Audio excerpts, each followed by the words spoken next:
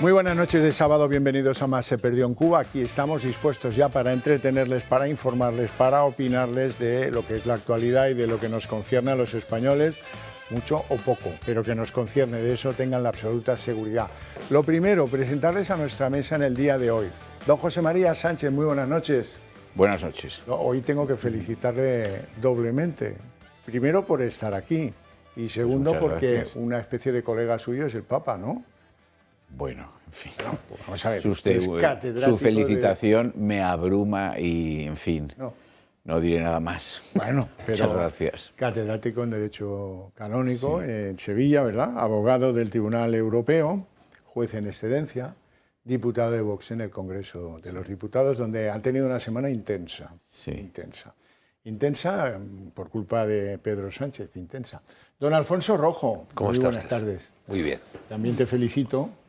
Porque no ha salido Pedro Sánchez Papa con el No, nombre te de Tiglero felicito primero. Porque, porque te he visto esta mañana en la concentración Sí, de señor. algunas asociaciones Sí, señor. Ido en digamos, moto. civiles que demuestran que en España hay algo de sociedad civil, no la que me gustaría a mí, pero la hay, que nos convoca y que sea o no de nuestro agrado el convocante, yo creo que es una obligación de los que somos de verdad demócratas de este país, ir a todas a reclamar elecciones, a decir que esto es una vergüenza, a lo que buenamente queráis. Yo no me voy a perder una, no me he perdido la de hoy y no me pienso perder las que vengan a continuación. En fin, don Mario Garcés. Don Mario Garcés, perfil difícil de resumir en pocas palabras. Intelectual, político, escritor, amigo del cine, porque en el cine se va a perder dinero. Sí, sí. Cosa que mucho. Y ha sido portavoz del Grupo Popular hasta hace poco tiempo, ¿verdad? Muy buenas noches. Muy buenas noches. Y don José Luis Balbás, al que también Buenas noches. tengo que felicitar, pero porque tiene un nieto que se apellida como el sastre de los Mancinelli. papas. Pues eso da un fuste a la familia tremendo, ¿no? Bueno, lo primero de todo, estamos obligados a empezar por ahí. No vamos a hablar del perfil del nuevo Papa León XIV, no, porque eso ya lo conocen ustedes, lo han oído hasta las... Poco podemos aportar más que eso, ¿verdad? Pero sí sobre los retos que tiene ante sí el nuevo Papa, y de eso quiero abrir una ronda, aunque sea rapidita, para que podáis expresaros todos. José Luis, empiezo por ti.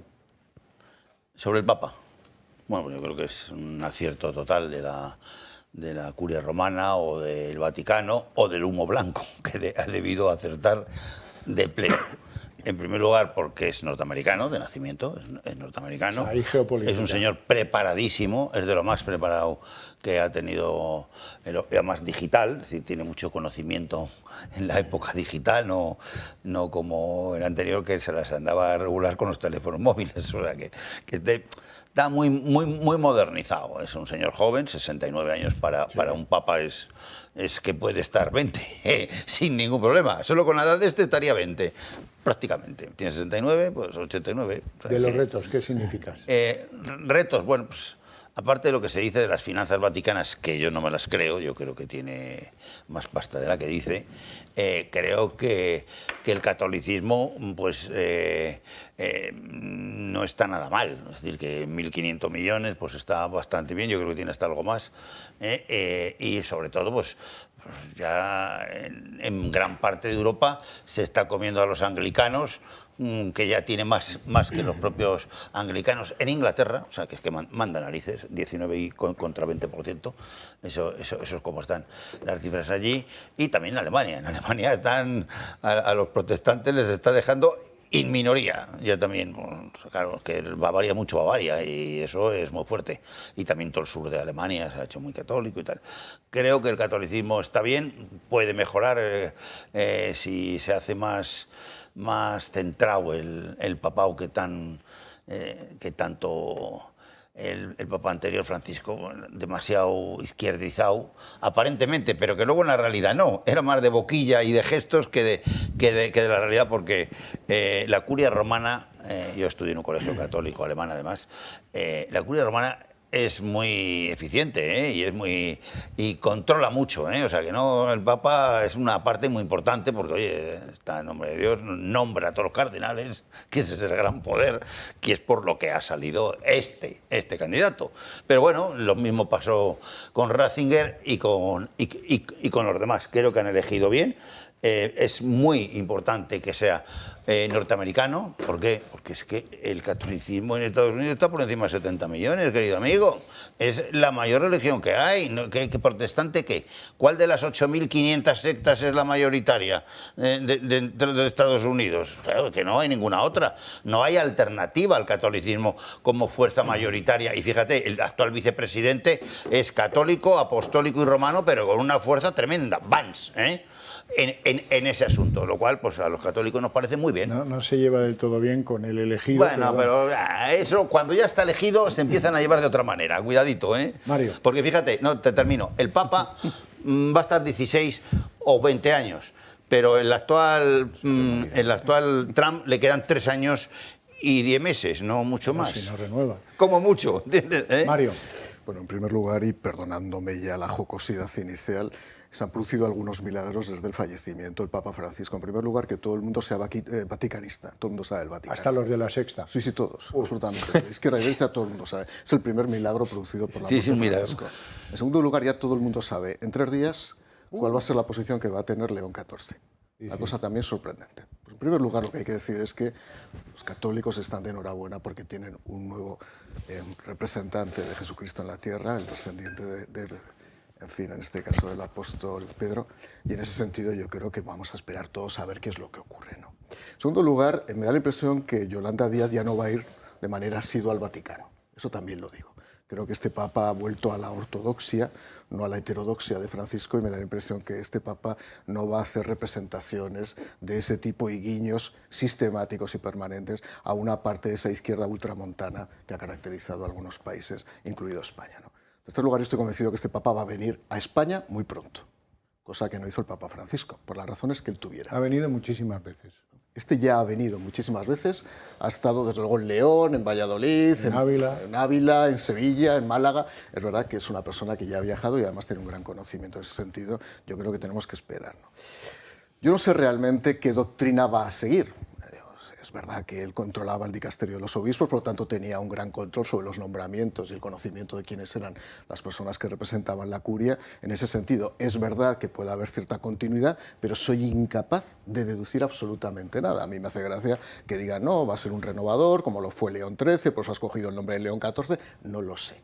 No lo sé. Yo de verdad por pistas, indicios y desde luego por predestinaciones o por yo qué sé, o por vaticinios o agoreros, yo realmente es que no tengo ni idea. Durante estos 3 días he visto cosas realmente sorprendentes en los medios de comunicación, desde luego anticipando lo que va a ser un papado que cuando todavía no sabemos absolutamente nada.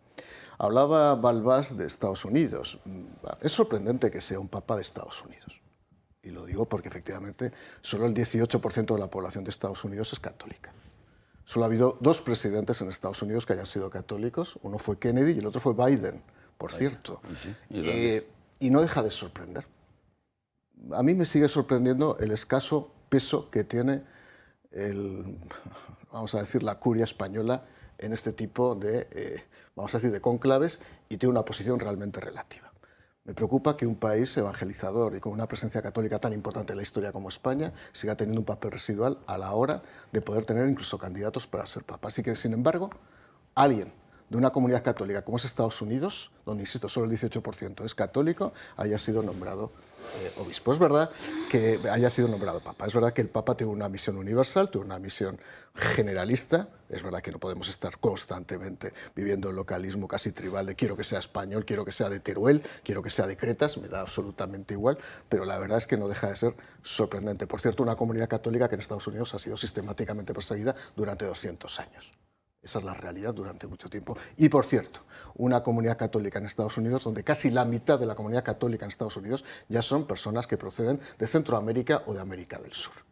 Por tanto, tendríamos que analizar también cuáles son ese tipo de flujos. Y desde el punto de vista del posible contraste con Trump, yo creo que no ha sido una elección en clave contraste con Trump. Veremos cuál es la relación que va a tener, evidentemente, el nuevo Papa con la administración norteamericana, pero, insisto, no deberíamos verlo en clave política. Y, por cierto, porque empezó en plano jocoso. Ayer viernes se filtraba en el Corriere della Sera cómo habían sido las votaciones. Esto es peor que un Consejo de Ministros cuando un ministro está filtrando información. Es lamentable que un cardenal haya filtrado cómo fueron las votaciones. Y esto demuestra también el nivel de algunas de las personas que están ahí dentro. Bueno, eso antes tardaba 2 o 3 años y aparecía en un libro, pero también aparecía. Ahora al día siguiente. Ahora es mucho más rápido Internet, ya sabes cómo es esto. Internet. Alfonso Rojo. Mira, tenía yo 12 años cuando la misa dejó de decirse en latín y el cura, en lugar de poner los ojos en Dios, miraba a los parroquianos y cambió. Y no me he recuperado desde entonces, las cosas como son. Eso es lo primero. Y en paralelo a eso, en 2014 fue cuando abdicó, ¿os acordáis? El padre del actual rey. Y a mí me dejó impresionado esa abdicación. Pero me dejó impresionado por las formas. En lugar de hacerlo en el Palacio Real, en el Palacio de Oriente, buscaron, yo creo que fue el cuarto de escobas de la zarzuela, convocaron a Televisión Española, que hizo la retransmisión más cutre que yo recuerdo, lo que se suele merecer un consejero de Agricultura de una comunidad autónoma en declive, y creo que eso es un error, porque cuando tratas con instituciones que exigen el salto de la fe, la liturgia, el rito, la forma, es fundamental. Entonces yo aconsejo, si puedo aconsejar, al rey Felipe y a la reina Leticia que miren más a Buckingham Palace y a los Windsor que al barrio de Malasaña, y al Papa actual, a León XIV, que recuerde, que lo va a recordar sin mi consejo, que él es el heredero de San Pedro, no de Francisco. De hecho, en la elección del nombre puede indicar algo, las primeras palabras pueden indicar algo, pero estoy con lo de Mario. Si viene a España en los próximos meses y no se apunta a esta tesis que tenía el Papa anterior, que era la leyenda negra, los Évole, los Evo, los Maduro, a los que se abrazaba como si fueran novia, sonriendo siempre, yo todos mis parabienes. Pero bueno, no tengo ni pajolera idea de por dónde va a enfocar este Papa el asunto. Que si me gusta, hombre, yo ni lo... A diferencia, y eso también lo ha subrayado Mario, a diferencia de los grandes expertos de todas nuestras televisiones, que al segundo de aparecer el nombre ya sabían que tenía que ser y que hoy parece que no podía ser otro, es que en el periódico, en País Digital, empezamos a preparar perfiles y preparamos unos 15 y no preparamos el de Prevost, te lo juro. Tagle, Parolini, bueno, el negro 1, el negro 2, el negro 3... pero con este no acertamos. Ahora, vamos a ver, yo creo que peor que el anterior no puede ser. José María Sánchez, por cierto, aprovecho tu docta condición. Oye, Lutero era agustino, ¿no? Sí. Ah, bueno, nada, apruebo, ¿no? Bueno, ¿qué te parece y sobre todo los retos? ¿Qué me parece y los retos? Pero en un programa anterior, con ocasión de la muerte del Papa Francisco, yo dije que no iba a emitir ningún juicio y tampoco tenía deseo de dar una opinión.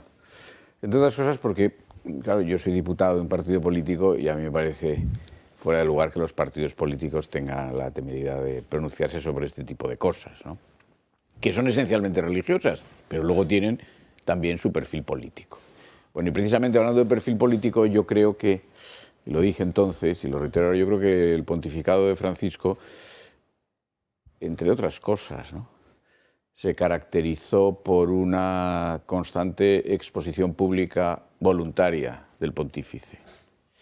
Pero una exposición pública que en muchas ocasiones desbordaba lo que era el ámbito propiamente religioso, que es aquel en el que el Papa tiene autoridad para los fieles.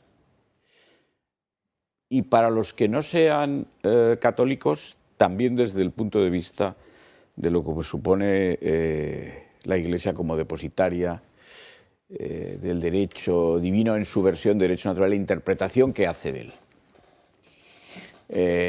No en vano recuerdo que en una conocida locución en Naciones Unidas el Papa Pablo VI se presentó a sí mismo ante la Asamblea General como dijo que era experto en humanidad. Esto que puede ser un poco pretencioso, en realidad significaba lo que yo acabo de decir en los términos más comunes, ¿no? Vamos a decir, que pudieran entender todos aquellos representantes que allí lo escuchaban de todos los estados. Es decir, que hay una razón natural que permite entender lo que sea la moralidad en su esencia, y que por lo tanto, al efecto de conocerlo y adherirse y respetar esa norma suprema de la moralidad, no es absolutamente imprescindible ser católico. Esto no significa que quienes conocen la verdad revelada no estén obligados ante Dios de adherirse a ella y de profesarla. Pero desde el punto de vista de esa moralidad natural, esto es así. Bueno, pero no quiero extenderme sobre esto. Entonces yo creo que el Papa León XIV, elegido así cuando era cardenal, Prévost o Prévost, no sé cómo le dirán, pues es un apellido claramente francés, pues yo no creo que vaya, vamos a decir, incurrir en esa, no digo en ese vicio, ¿no? Incurrir en ese modo de actuar ante la opinión pública. Creo que será un hombre más contenido. Más contenido. Y esto a lo mejor pues es también un medio de evitar a veces pronunciamientos, como digo, excedían lo que era propio del magisterio del Romano Pontífice. Y ahora, no puedo decir mucho más acerca de él. Yo no creo que tú antes mencionabas su condición de canonista, porque había estudiado Derecho Canónico en Angelicum, en Roma, que es la facultad de la Universidad de los Dominicos, pero vamos a ver, yo creo que la vida eclesiástica del Papa ha dejado atrás eso hace muchos años. Fue también profesor de la materia de Derecho Canónico en algún seminario, creo que en Norteamérica, de lo poco que he leído en este tiempo transcurrido desde el día de su elección. Pero yo creo que ahí lo que queda claro es que él ha tenido la condición de provincial de su orden, en un territorio importante, y que luego ha sido obispo en una diócesis remota de Perú, y de ahí que se le califique como misionero. Yo creo que esto es lo que... Bueno, y últimamente, pero muy poco tiempo, creo que 2 años, si no me equivoco, prefecto... Desde el 23. Desde el 23, prefecto de la congregación. Bueno, ahora no se llama congregación, ahora se llama formalmente dicasterio, lo que siempre fue un dicasterio, pero ahora el nombre es dicasterio. La congregación de los obispos o para los obispos. Es decir, un altísimo dignatario de la curia romana, que es desde la que se gobierna la Iglesia Universal. Pero esto, como digo, muy poco extendido en el tiempo, ¿no? No ha tenido oportunidad porque acaba de ser elegido pontífice. Entonces, retos. Bueno, yo creo que los retos son los que resultan del pontificado anterior y de otros que puedan ser ajenos a ese pontificado, pero el pontificado anterior también ha dado lugar a que el pontífice, hoy felizmente reinante, por utilizar la terminología tradicional, pues se tenga que hacer cargo de esos retos. Y uno es, en mi opinión, esa división de opiniones que cundió en el mundo católico acerca del pontífice, acerca del Papa Francisco. Es decir, yo no creo que la Iglesia Católica pueda ser una iglesia constituida por 2 grupos, uno el de los que son contrarios al Papa y los que están entusiasmados con el Papa o les parece muy bien. Yo no lo creo de modo alguno, aunque bien sé, aquí ha habido un comentarista que con más autoridad que yo, porque ha escrito mucho en materia de magisterio eclesiástico, además mantiene una página web hace muchos años en materia eclesiástica, como es Francisco José Fernández de la Cegoña, que ha dicho que en realidad para la vida ordinaria del fiel el Papa no es imprescindible. Que para la vida ordinaria del fiel es más importante su párroco, que es quien le da la comunión y quien le confiesa, que el Papa. Bueno, vamos a ver. Siendo esto así, es solo en parte así. Solo en parte así. Y desde luego, lo que sí es importante es que no haya una división entre los creyentes acerca de quién es la cabeza de la Iglesia. Esto sí me parece importante. Esto sí me parece importante. Y trasladándonos a la esfera mundana, podría decir, bueno, es que también sería importante en el Real Madrid. O sea, no creo que sea bueno para el Real Madrid, Sociedad Anónima Deportiva, o quiera que se llame en las leyes mercantiles, porque no lo sé, porque me he dedicado al derecho mercantil muchos años, pero no a esto de los equipos de fútbol, pues no creo que sea bueno para el equipo que haya unos que son partidarios de Florentino Pérez y otros que son combativos, enemigos de él y que se pelean entre sí. Esto es elemental, esto es elemental. Pero en el caso de la Iglesia, que es divina y es humana, pero que profesa un credo, que es su fe, claro, que haya división acerca de quién es su cabeza, pues empieza a tener una mayor entidad. Y yo creo que este es un reto importante. Y ahora, humildemente, puedo decir que para que se sane esa división de opiniones, y termino, es preciso que, en mi opinión, en mi humilde opinión, insisto, no estoy hablando como diputado de Vox, ni de cualquier otro partido que pudiera ser, ni de Podemos si lo fuera, en mi opinión es preciso que se disipen las confusiones sobre cuestiones doctrinales que siquiera sea por el hecho de que comience a haber dudas acerca de ellas, ya empiezan a causar controversias. Esto no es razonable, en mi opinión. Bien. Bueno, vamos con temas más mundanos que nos afectan como españoles grandemente. Es, pues ya lo saben ustedes, esta visión de Pedro Sánchez de la energía de los ultrarricos, esto es las nucleares, cualquier cosa le vale para eludir sus responsabilidades. Sánchez comparece en el Congreso por el apagón del pasado 28 de abril, pero sin ninguna novedad al respecto. Pide tiempo a los ciudadanos para conocer las causas. Dice que no las sabremos hasta dentro de 3 o 6 meses y reafirma su apuesta por las renovables. A día de hoy, señorías, repito, no hay ninguna evidencia empírica que nos diga que el incidente fuera provocado por un exceso de renovables. También ha aprovechado para criticar lo nuclear. Y que vincular este apagón al debate de las nucleares, a mi juicio, a juicio del Gobierno de España, no solamente es irresponsable, sino que además es una gigantesca manipulación. La energía nuclear ha demostrado no ser, insisto, no ser una solución efectiva en situaciones como las que vivimos el pasado 28 de abril. Y sacar pecho de lo bien que, según él, llevaron los ciudadanos el apagón. Que muy pocas sociedades hubieran respondido mejor que la nuestra a esta situación. Pero la oposición sigue firme en sus críticas al presidente. Feijóo acusa a Sánchez de victimizarse y exige dimisiones. Usted ha venido aquí con la osadía de victimizarse. La cuarta economía del euro no va a tolerar que lo ocurrido el 28 de abril se salde sin dimisiones. A la tribuna también ha subido Santiago Abascal con una idea clara: exigir la dimisión de Sánchez. El líder de Vox asegura que mientras Sánchez esté en el poder no está garantizada ni la energía, ni la comida, ni la seguridad. Debería dimitir por haber dicho que era imposible que se produjese el apagón cuando denunciamos esa amenaza y cuando muchos le advirtieron. Y ahora debería dimitir porque sigue sin explicar lo que ha sucedido. Porque los españoles saben que mientras Pedro Sánchez siga ejerciendo como presidente, nada está asegurado.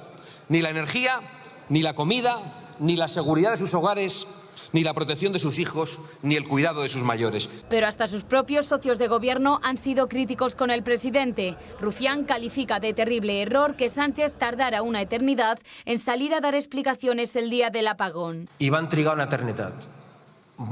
eternitat a sortir a parlar. I és un terrible error polític. Pero desde el gobierno ni dan explicaciones ni reconocen errores. Solo se empeñan en sacar pecho de su gestión y en culpar a la derecha de amplificar las crisis. Rinconcito para hablar de la salud en Más se perdió en Cuba con don Adolfo Albistur, que ya me acompaña una noche de sábado más aquí. Bueno, vamos a hablar del glucómetro. Vamos a hablar del glucómetro. Porque la tecnología nos ayuda con ese engorroso proceso de saber cómo va nuestro azúcar en sangre. Claro, es muy importante medirnos el azúcar, eso es básico. ¿Por qué? Porque un azúcar bien controlada ya no va a dar ningún problema. Y cuando no está controlada es cuando empiezan los problemas. Hay una cosa clarísima, es decir, una calcificación de las arterias y las venas. Esto hace que las venas se endurezcan, sean más estrechitas y, claro, las venitas pequeñas, las que tenemos en el riñón, en la vista, en el corazón, en el cerebro, se afectan muchísimo. Por eso tenemos que tener el azúcar controlada. Normalmente lo hemos hecho a través de un glucómetro, que es este, que muchos de lo que tradicional, un pinchazo en el dedo, sacamos, ponemos una tirita, la gota de sangre y tal. ¿Esto qué ocurre? Bueno, aparte que es muy engorroso, es que duele. Es que te queda el dedo al final pues encallecido, sin sensibilidad. Es un procedimiento sucio. Eso es. Entonces, las personas que tenéis diabetes tipo 2 lo hacéis una vez al día, el que mejor lo hace. Pero ¿qué ocurre? Si lo haces una vez al día, pues ese momento puede ser que lo tengas bien o lo tengas mal. Pero no sabemos qué va a pasar durante todo el día, ¿no? A lo mejor yo como y después de comer tardo 4 o 5 horas en que mi azúcar se controle, ¿no? O incluso antes de comer empiezo ya con un azúcar alta. Entonces todo esto se hace a través de un glucómetro, que ahora es muy sencillo, es colocarnos este dedal, así, damos un botoncito, tenemos una aplicación en el móvil que nosotros o la instalamos, o la colocamos, o la explicamos, es decir, no hay ningún problema, de veras, que es muy facilito, para que vosotros a partir de ese momento ya sea ponerlo, mirar y ver qué glucosa tienes. Además, queda registrada para que el médico, un familiar, lo pueda ver. Y es la manera más cómoda, más sencilla y más eficaz de controlar esa glucosa, que hay veces que no sabemos que tenemos incluso diabetes, fíjate, Xavier. ¿Cuánta gente habrá que no Mucha, lo sabe? Un 50% dice que no lo sabe. Y se da cuenta cuando te hacen un fondo de ojo, te miran una analítica y de repente tienes creatinina y el riñón lo tienes mal. Así que vamos a controlar el azúcar, igual que controlamos la tensión, y así va a quedar todo. Y luego clarísimo. tiene una capacidad didáctica, porque si te dicen, no, haz deporte, no, muévete, no, tal, tú puedes ver con el aparato cómo te afecta eso, en lo positivo o en lo que sea, ¿no? Claro, es una manera de que tú durante todo el día quede registrado cómo va tu azúcar. En cuanto ya llevas unos días, ya evidentemente tanto el médico como tú mismo te das cuenta de cómo tu cuerpo se va adaptando a esos picos que puedes tener de azúcar y tomar decisiones, ¿no? Es la manera más cómoda, de verdad. Hay otra cuestión pedagógica que me ha contado algún amigo que ya dispone del aparato. He conseguido que mi cuñado descubra que también tiene el azúcar alto. Sí. Porque dice, mira, a ver, pum, sí, lo pone y dice, mira, pues efectivamente, ahí va, pues tengo... Porque lo importante es saberlo. Una vez que ya lo sabes, pones medios. Si no lo sabes, cuando te das cuenta, a lo mejor no es que sea tarde, pero es que ya el órgano está dañado. Sí, señor. Bueno, ventajas para nosotros. Pues mira, las ventajas, por un lado, tenemos la telemedicina. Yo siempre digo, ¿qué hay mejor que poder tener una consulta con un médico desde casa, ¿no? Yo tengo una duda de lo que sea, no hace falta que sea diabetes, de cualquier cosa, llamo al médico, además es una videollamada que te puede ver el médico y consulto. Y luego también os regalamos el libro Historia de nuestros médicos. Hace un momentito, si habéis estado con la televisión puesta, habéis visto el programa Historia de nuestros médicos, si no lo podéis ver mañana también, después de la misa, a la 1, donde ponemos tantísimo cariño, y este libro es 10 médicos que nos cuentan su vida. Tenéis un teléfono para llamar, llamad ahora, aunque es tarde, yo lo sé, pero queda la llamada registrada, así sabemos que sois vosotros, y decimos ese adiós al dolor de pincharnos para medirnos la glucosa. 900-730-101. Adolfo, gracias por la visita, una noche más, nos vamos a publicidad.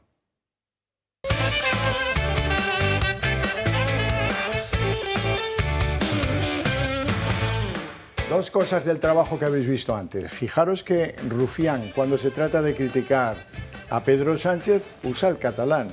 Si tuviera que reñir a la oposición, usaría el castellano, así le entienden mejor, ¿no?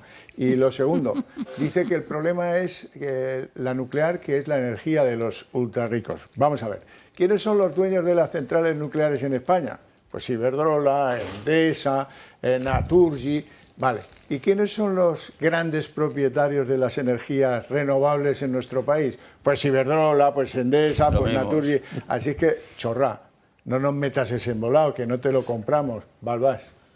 Sí, bueno, y además decir que no sabe nada todavía, bueno, yo creo que se sabe más del 95%. Lo demás es que no se atreven a explicar la realidad de lo que ha ocurrido, porque se sabe casi todo ya. Es decir, esto ha sido un intento de querer decir, y no hacía ninguna falta, porque ese día, además de que la energía estaba medio regalada, porque había enorme energía por todos los lados que sobraba, estaba a 5 euros. O sea que cuando suele estar a 30, 20, 40 algunas veces, y sobraba energía. Simplemente ha sido un error de gestión, eso es evidente. Y energía y toda la que quieras. Y haces un apagón, ¿qué? Que has gestionado mal. ¿Quién ha gestionado mal? En principio Red Eléctrica. ¿Que Red Eléctrica ha recibido órdenes del gobierno? Pues puede ser. Como había tanta energía de todo tipo, empiezan a mandar, al parecer, a apartar a las nucleares, que son 20% del MIS, que es mejor que sean el 30%, por si acaso, ¿sabes? Porque es lo único que con la hidráulica... En el apagón apenas un 6. Que con la hidráulica y con las antiguas térmicas que teníamos, muchas en León, en Galicia, en Asturias, que se han ido destruyendo, valiendo cada una como mínimo 1.000 o 1.500 millones. Vamos a ver quién recupera eso, porque Alemania sigue teniendo 35 térmicas, o sea, que es las del carbón, para entendernos, ¿vale?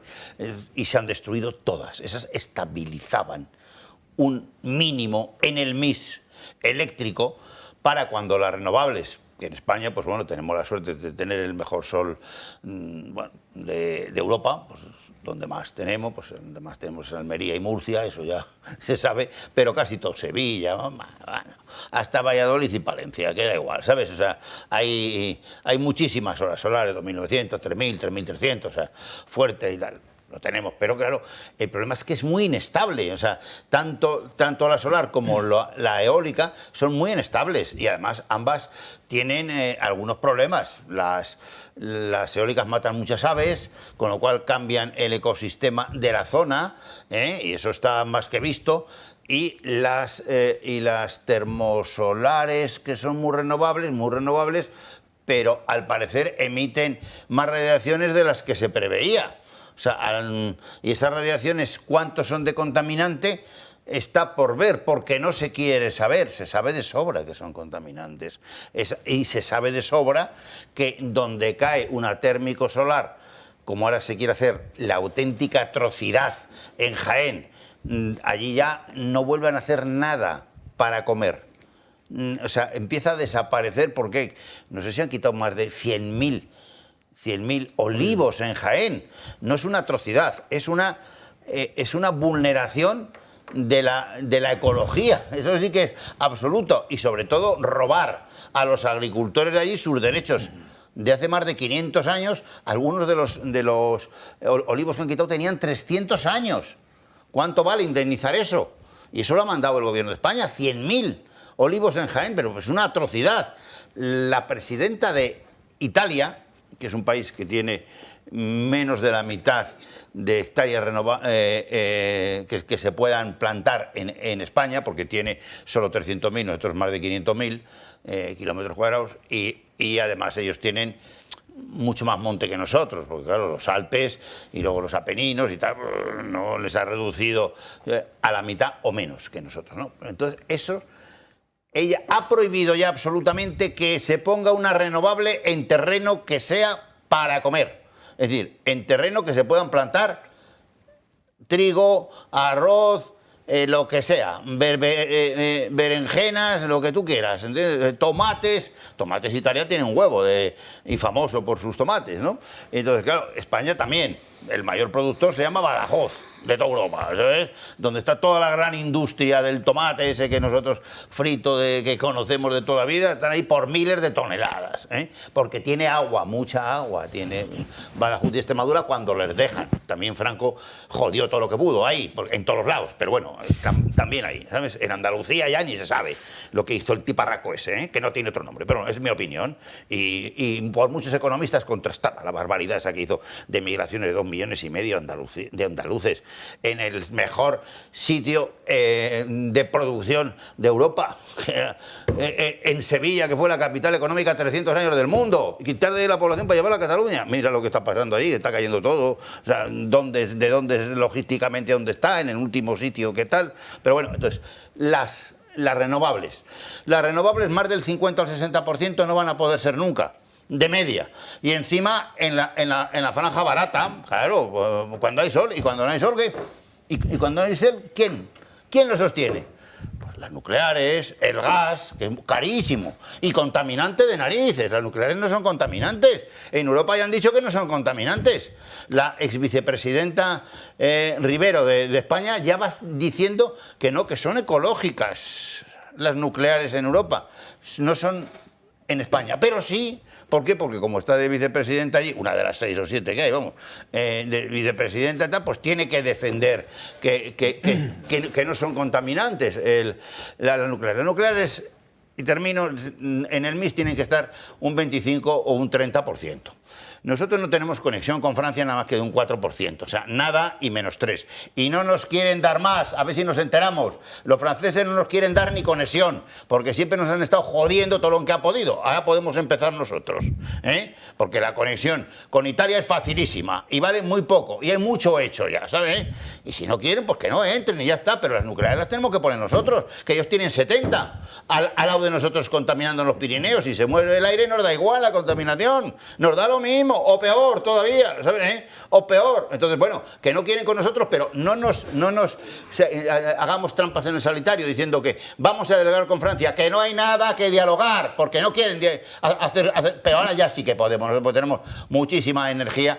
Hay que mantener algo la atómica. Y que, ¿cómo que, señor Sánchez, que no sabe usted dónde está la nuclear de Salamanca y de todo el eje que va desde no sé si usted lo conoce, Gijón, ¿lo conoce usted? Se llama hasta Huelva, ¿sabe lo que se llama ese camino? Mira a ver si lo aprende. Allí hay una de las mayores reservas del mundo de uranio, de la cual Hitler, termino, se llevó todo lo que necesitó Alemania para la Segunda Guerra Mundial, aquella que perdió, gracias a Dios. O sea que, en fin, vete a cantar a otro lado y no digas más mentiras, Sánchez, porque no sirven de nada.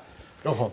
Yo, aunque soy hijo del cuerpo, porque mi padre era ingeniero del ICA y construyó las primeras centrales de Endesa estoy en esto como en el Vaticano, ni pajolera idea sobre el mix, ni sé cómo es. A mí lo que me tiene, no preocupado, pero me debería preocupar, es que a estas alturas esta panda de delincuentes diga que no sabe lo que pasó. O sea, mira, es decir, no se puede tomar el pelo a la ciudadanía de esa manera. ¿Cómo que no sabes lo que pasó? Lo saben al segundo, saben el sitio, saben al milisegundo cómo se produjeron las cosas. Tienen tablas, dicen, vamos a estar 6 meses. ¿6 meses para qué? O sea, estarás 6 meses y lo que tienes que buscar por el monte es el jabalí perdido. Para que baje el suflé. Las aguas. Y para que no haya tantas reclamaciones. Me pasa en eso, aunque supongo que después hablaremos, como con los trenes. Es decir, los trenes, aparte de mentir, oiga, si a usted le pueden entrar a robar el cable, no le entrarán a poner una bomba que vuelven un tren. ¿En manos de quién estamos? A mí lo que me preocupa es que tengan la desvergüenza y que tengan el apoyo de una serie de medios de comunicación para seguir diciendo que no saben, pero no volverá a ocurrir. No volverá a ocurrir lo que no sabemos que ha pasado. Dentro de las tristezas que hemos tenido que lamentar desde el apagón para acá, está decir, no se fijen en el apagón, miren el garbanzo. El garbanzo y los vasitos, los 3 vasitos. Lo importante es que hemos sabido recuperar la energía en solo apenas 12 horas. Somos muy resilientes. Mario Garcés. Bueno, vamos a ir de lo grande a lo pequeño para intentar explicar la lógica de lo que ha ocurrido estos días, ¿no? Por cierto, a mí me tocó fuera de España y yo lo primero que me sorprendió fueron las reacciones o no reacciones que veía en España. Desde políticos apesadumbrados haciéndose fotos en redes sociales como si supieran de qué iba esto, hasta personas desaparecidas. La política española se ha convertido en una actividad pueril, insustancial y absolutamente infantiloide, de vídeos, de fotos, de profesionales de la política. Pero nadie sabe absolutamente nada. Y lo voy a demostrar. Primera afirmación. Es absolutamente inconcebible que un Estado como España se quede sin luz 12 horas. Sencillamente inconcebible. Por lo tanto, la responsabilidad radica exclusivamente en quien gobierna. Algo que es evidente, pero hay que empezar, ya digo, de arriba abajo. En segundo lugar, es absolutamente incomprensible y por lo tanto inconcebible que a estas horas no se sepan las causas.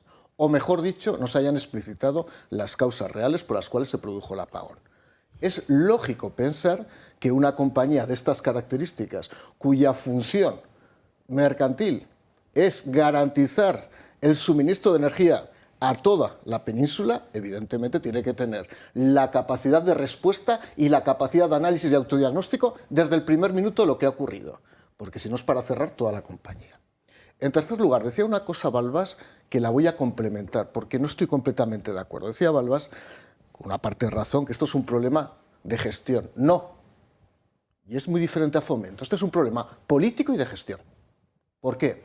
Porque si se toma una decisión política por la cual se tensa el sistema energético por la introducción de energías alternativas y renovables, estamos ante un problema político que ha derivado en un problema técnico. Por lo tanto, cuidado que el tema veremos de Fomento es diferente. Es un tema técnico y me conozco muy bien las circunstancias y las causas porque fui subsecretario del Ministerio de Fomento. Pero aquí no.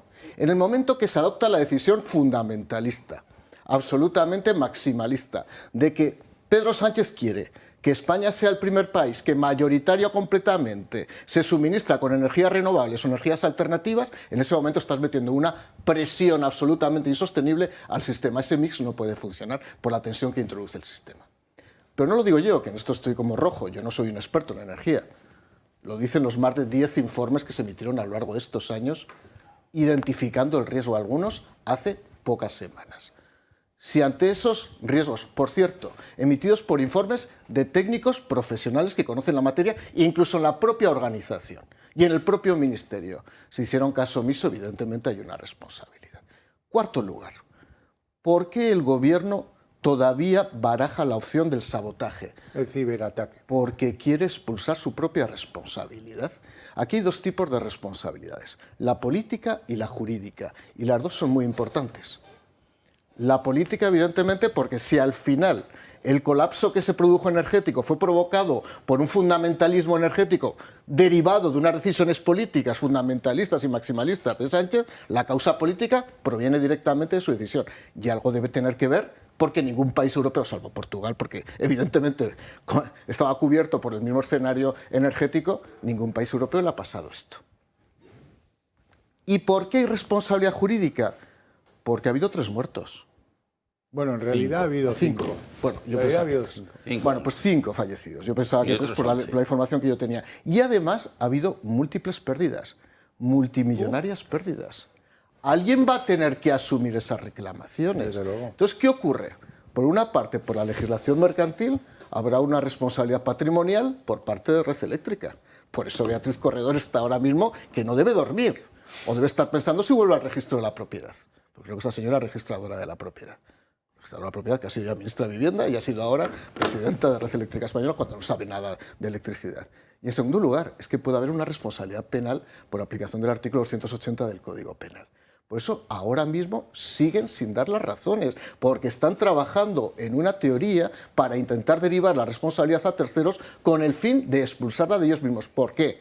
Porque, insisto, no hay presupuesto ni crédito extraordinario que pueda cubrir todos los daños que se causaron durante esas 12 horas, porque las indemnizaciones van a ser multimillonarias y evidentemente debería ser la propia Red Eléctrica Española la que tuviera que atenderlo. Por cierto, y si no lo puede atender, la responsabilidad podría recaer en la presidenta y en todos los consejeros de administración de Red Eléctrica Española. Por eso están ahora que no duermen y por eso están constantemente buscando una causa, unas con causas, con el objetivo de derivar la responsabilidad. Te agradezco que hayas puesto ahí el toro, porque resulta que en el Consejo de Red Eléctrica, Rebella, en Bolsa, hay 12 personas, de las cuales 5 son acreditados militantes socialistas. 5.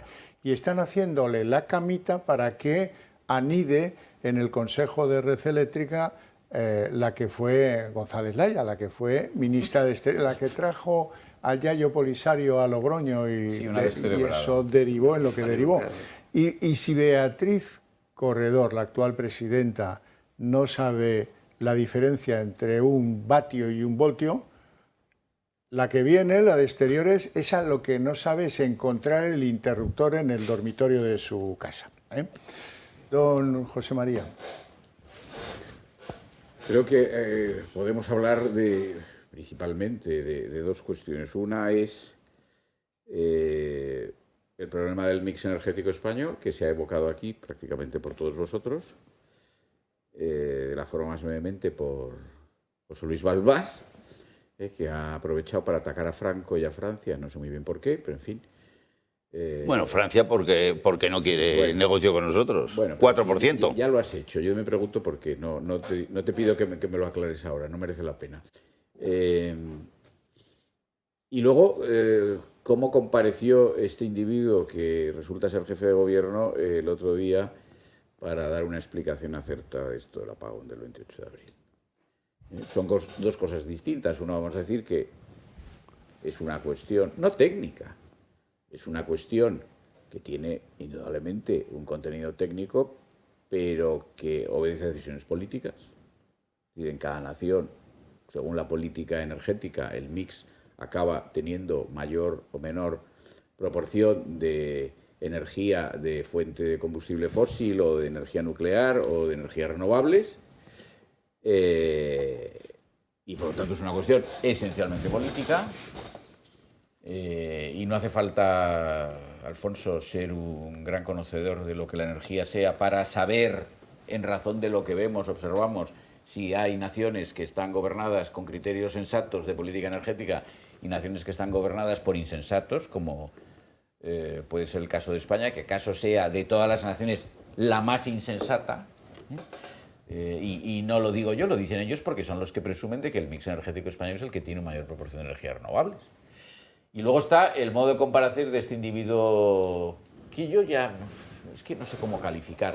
El otro día su intervención en las Cortes, volveré luego brevemente a lo sobre el mix energético, su intervención en las Cortes, su modo de producirse, ni siquiera de hablar, de estar sentado, de cómo miraba a las ministras, de cómo miraba a la oposición cuando ésta le interpelaba, etcétera, es el modo característico. Dijo ayer o antes de ayer en el Pleno un portavoz del PP que actuó de modo frívolo. Bueno, esto claro, en boca del PP, decir frívolo y es decir mucho. No, su forma de actuar es la característica de lo que se llamaría en cualquier lugar de España la forma de actuar de un sinvergüenza. ¿Sí? El choteo, ¿no? El choteo. Bueno, yo voy a explicar lo que vi, que creo que lo vieron los espectadores o los que se han tomado la molestia de ver un poco lo que sucedió. Él llegó allí en su largo parlamento, estuvo 1 hora y media, 1 hora y 20 minutos, si no recuerdo mal, esencialmente diciendo tonterías, pero en fin, de la hora y 20 minutos, lo principal de sus palabras fue inicialmente quitarle importancia a lo sucedido. Bueno, hasta aquí vamos a decir que entraría en su papel de jefe de gobierno, es decir, no ir a cargar los tintos sobre aquello que, como habéis dicho, al final el último responsable es él. Bueno, pues tendrá que justificarse y al justificarse decir no es tan grave como se ha dicho. Bien. Luego ya empezó, francamente, a decir cosas que eran como pegar patadas a las neuronas de cualquier ser humano debidamente constituido. Es decir, dijo, bueno, pero claro, es que, saber las causas de esto, dice, es que no se imaginan ustedes los millones y millones y millones de datos que hay que procesar. Y usted no se imagina, porque es un ignorante, cuáles son los millones de datos que resulta de la actividad cerebral de cualquier ser humano, la actividad eléctrica en el cerebro de cualquier ser humano. Y esto no significa nada. Usted puede decir millones y millones de datos, ¿en comparación con qué? ¿Con los goles que ha marcado el Internacional de Mineral Barcelona? ¿O en comparación a la actividad eléctrica en su cerebro? Tenutrio, ignorante, berzotas. Claro. Los millones y millones y millones. Y entonces dijo, como millones y millones y millones, dijo, hacen falta por lo menos 6 meses. Bueno, vamos a ver. O sea, ya entrábamos en la tomadura de pelo. Pero todo esto con una cierta gravitas. O sea, no había entrado todavía en la fase sinvergüenza descarado. Este era un sinvergüenza solapado todavía. Solapado por su propia mentira. Entonces, 6 meses. Y dijo, bueno, esto no es tan grave, 6 meses, porque la causa, descubrirla es muy complejo. Dijo, ahora no puede volver a pasar. Eso garantía total. Pero vamos a ver, si no es tan grave, ¿por qué no puede volver a pasar? Si no es tan grave, pues que pase. Como no es grave, pues que pase pasado mañana o dentro de 2 meses. Y luego dice, bueno, no es que no puede volver a pasar, es que no va a volver a pasar. Pero se acaba usted de decir, no sabe cuál es la causa, señor mío. ¿Cómo puede asegurar que no va a volver a pasar? Si usted acaba de decir que no sabe por qué ha pasado. Usted es un imbécil. Y es que no merece otro nombre. Bueno, pero hasta aquí mi irritación por la irracionalidad de su discurso, por llamarlo de algún modo. Pero luego llega la fase de la sinvergonzonería descarada. Y es que cuando empieza a hablar Feijóo y luego Santiago Abascal y otros, porque como tú has dicho, todos lo criticaron, todos sin excepción, todos es todos. Bueno, él se sienta allí en el banco azul que más que el banco azul es el banco de la mugre, intelectual y moral, porque lo ocupa esta gente. Y jijiji, jojojo. Todo el pleno. Con gestos. Jijiji, jojojo. Y miraba a Marisu, que es una retrasada, y la otra también así como unas muecas, unos momios, unas cucamonas sin tocamientos. Pero bueno, ¿pero esto qué es? Y jijiji, jojojo. Y luego le decía algo Feijóo, decía a él, mira lo que dice. Pero vamos a ver, señor mío, que esto ha trastornado a la nación durante muchas horas de un día completo de trabajo. Pero es que además hay 5 víctimas mortales. O sea, este no es un tema para que usted se lo tome a pitorreo descarado y esté jijiji, jojojo, como un imbécil, ante todos los españoles. No es un tema para eso. No es posible. No es posible. Es decir, es una persona cuyo descaro no tiene límite. No tiene límite. Más allá de su incompetencia, de su incapacidad, de su cortedad, no tiene límite. Yo ya renuncio a saber si es malo o bueno. Es un sinvergüenza en este sentido que expreso. Bueno, y perdón porque me he mostrado a lo mejor un poco acalorado, pero es que, francamente, yo estaba muy irritado viendo a este payaso. No, falta de respeto a todo el mundo. A todo el mundo. Y ahora la pobre esa señora Corredor, que debe ser tan tonta como él, pues claro, ahora estarán ahí con la carta va, la carta viene, que dimites, que no dimites, ya veremos cómo acaba. La Corredor sí cree que con un sujeto de estas características va a salir ganadora. Esta señora no sabe a quién tiene enfrente. Es capaz. Se juega a los cuartos. Claro. Bueno, luego, si me permites, pero ya no, en otro momento hablaré brevemente del mix energético. Vale, ahora vamos a ello. Volviendo a lo que decía Balbás sobre el uranio. Hombre, ya es heavy que salga el presidente de tu país diciendo y los que defienden la energía nuclear son unos ignorantes. O sea, Francia, o sea, Bélgica, o sea, Holanda, o sea, Finlandia, o sea, el Reino Unido. Alemania ahora ya. Y Alemania dentro de poco tendrá la primera ventana, ya verás lo que tardan. Todos esos son unos ignorantes. El único que no es ignorante es él, es Pedro Sánchez. Y dice cosas que, puestos a buscar el origen del bulo, no, pues aquí lo tenéis, el bulo en estado puro viene de Moncloa. Claro, el bulo es... Mucho hablan de las centrales nucleares y poco hablan de que en España no hay uranio y por tanto tendremos que importarlo. ¿De dónde, señorías? Esa es también la soberanía nacional de aquellos que defienden las centrales nucleares. Por eso, señorías, lo que tenemos que hacer es seguir avanzando en la dirección que hemos tomado. El bulo más absoluto que viene acreditado por esto que vais a leer ahora. Resulta que el PSOE también tiene colonizada la Empresa Nacional del Uranio, donde hay una decena de militantes socialistas que viven ahí del cuento. Sí, pero que le expliques para qué es la Empresa Nacional del Uranio. Para no tener uranio hay que ver cómo colonizamos, ¿eh? Sí. Balbás. Bueno, la Empresa Nacional del Uranio, que bueno, factura bastante y mueve tal, es para homogeneizar, y tiene que ser monopolio, la utilización del uranio enriquecido. Claro. Que sale de las minas, por ejemplo, de todo el corredor. Donde ha prohibido entre que Salamanca este es gobierno la capital. Sí. La prospección, todo porque es... la investigación y la extracción. Porque yo creo que realmente es que ni lo saben, ni lo estudian, y por eso producen estos errores. El error que se ha producido en España, que tenía el mayor... energía hidráulica de toda Europa, porque es el que más pantanos tiene, han tirado 300 presas. ¿Tú sabes lo que vale construirlas? De nuevo. ¿Sabes lo que han jodido en regadíos? Eso. Pues nada más porque se ha querido, sin informe de nada, unos medio analfabetos en temas económicos y de procedimientos y de plataformas eléctricas, han hecho un error enorme, pero nada más porque son unos fanáticos del asunto. Clip. ¿Y a quién han jodido? Pues a toda Asturias, a Galicia, que vivían de eso, a Teruel, que tenía una muy buena térmica. Y bueno, y eso, aunque solo sea por seguridad nacional, se paran cuando sobra y cuando hace falta, como ha hecho Alemania, que no había tirado ninguna, las ha puesto todas a la vez a funcionar. Porque Europa solo contaminamos el 8 o 9% del CO2 del mundo. Si el 35% es chino y el 25% es americano. Nosotros somos los paganinis idiotas que así no somos competitivos. Alemania está cayendo fuertísimamente por sus costes de energía, por su enfrentamiento con Rusia, que nos vendía a todos al menos 20 o al menos 30% y Alemania al menos 40%, y encima el tubo en casa.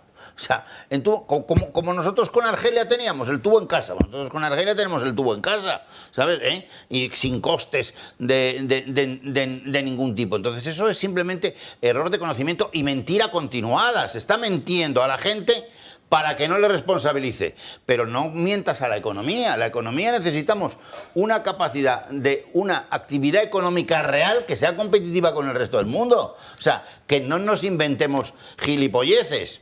El tema de las térmicos, algún día tendremos que parar ya en España, como ha hecho Italia, de fastidiar nuestro, que se sabe que dentro de 5 y 10 años uno de los grandes problemas del mundo va a ser la alimentación. O sea, el comer, eso va a ser clave.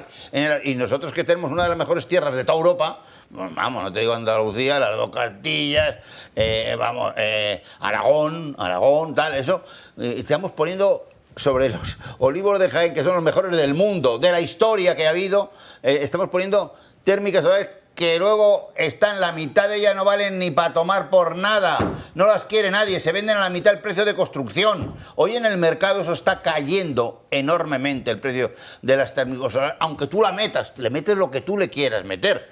Los paneles hoy ya empiezan a decir que generan radiaciones, destruyen para siempre un terreno que fue importantísimo al menos en los últimos 30.000 años. El neolítico termina solo hace 300 años y se vive de la tierra. 300. Bueno, 500, ponlo, depende del sitio. En China y en Rusia antes. En China y Rusia ha durado más. O sea que, sí, 500, pero que eso no lo relevante es que ya lo ha hecho Italia y los demás lo vamos a tener que hacer. No solo por las radiaciones, que no se sabe en la cuantía. A lo mejor tiene más radiaciones que las nucleares.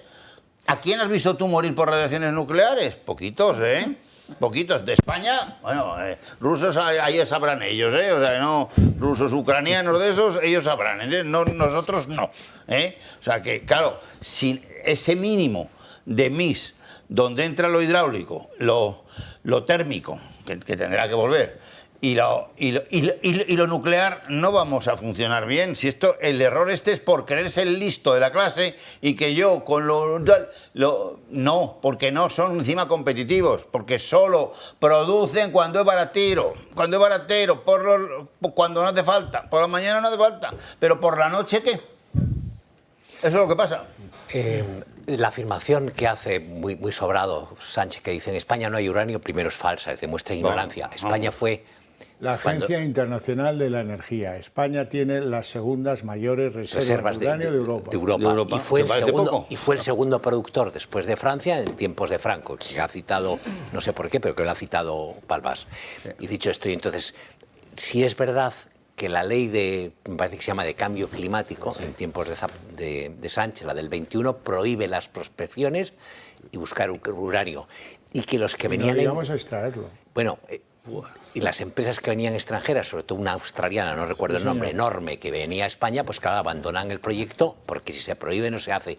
Yo creo que el tipo miente más que habla y encima no sabe.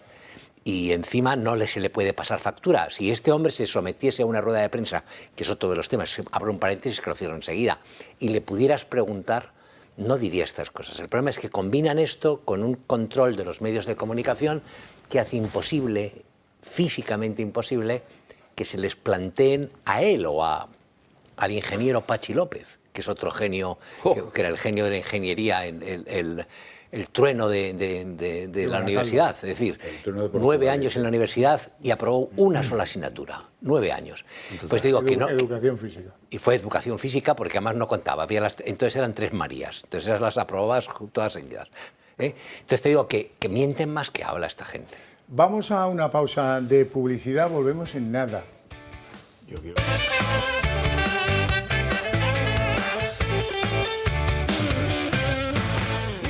Bueno, seguimos, porque es que Balbás me perturba. Está emitiendo en FM y como yo he desempolvado la radio de pilas, aunque haya apagón, pues le oigo. Mario Garcés. Pásame el transistor. Transistor, sí, sí. Sabes que el mundo ahora se divide entre los que sabían lo que era un transistor y los que no saben lo que es un transistor. Ya lo han aprendido. Y ya lo han aprendido estos días gracias a Pedro Sánchez. Yo me voy a remontar a un momento que es crítico y fundamental en la historia de este país, que es cuando la señora Rivera es nombrada vicepresidenta de la Comisión Europea. Porque comienza el éxodo de una persona que ha demostrado su incompetencia en todos los niveles posibles. Quiero recordar que fue la incompetente de la Dana y fue la incompetente que, con un fundamentalismo guiado por el mesianista de Pedro Sánchez, introdujo un mix absolutamente sostenible en el reparto de las energías del sistema eléctrico español. Por lo tanto, tanto el apagón como una parte, porque es con causa en este caso, de lo que ocurrió en la Comunidad Valenciana, viene una señora que ha sido nombrada vicepresidenta de la Comisión Europea, lo cual demuestra claramente cuáles son los criterios, los requerimientos y las condiciones morales y de idoneidad que se plantean en la Comisión Europea, que es algo así como una especie de cónclave de reparto de favores políticos y nacionales. Camino de perdición. Una vez más, sí, esto evidentemente es camino de perdición absoluto, camino del infierno, pero Dante creo que no les abrirá la puerta, ¿no?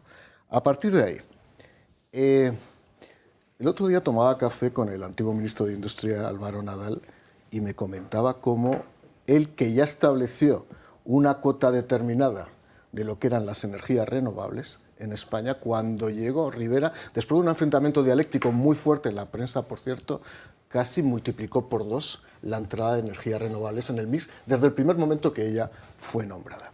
Desde ese momento comienzan ya los técnicos, tanto en el Ministerio como en las entidades especializadas, a alertar de que esa tensión tan abrupta, de una entrada tan intrusiva de lo que son las energías alternativas, las energías renovables, podían hacer colapsar el sistema, teniendo en cuenta las incompatibilidades que había con el sistema. Por lo tanto, insisto, no lo digo yo, que soy un ignorante en ingeniería, lo dicen los ingenieros, no lo digo yo, que puedo saber cosas regulatorias, lo dicen, insisto, los técnicos especializados en la materia. En segundo lugar, Red Eléctrica Española.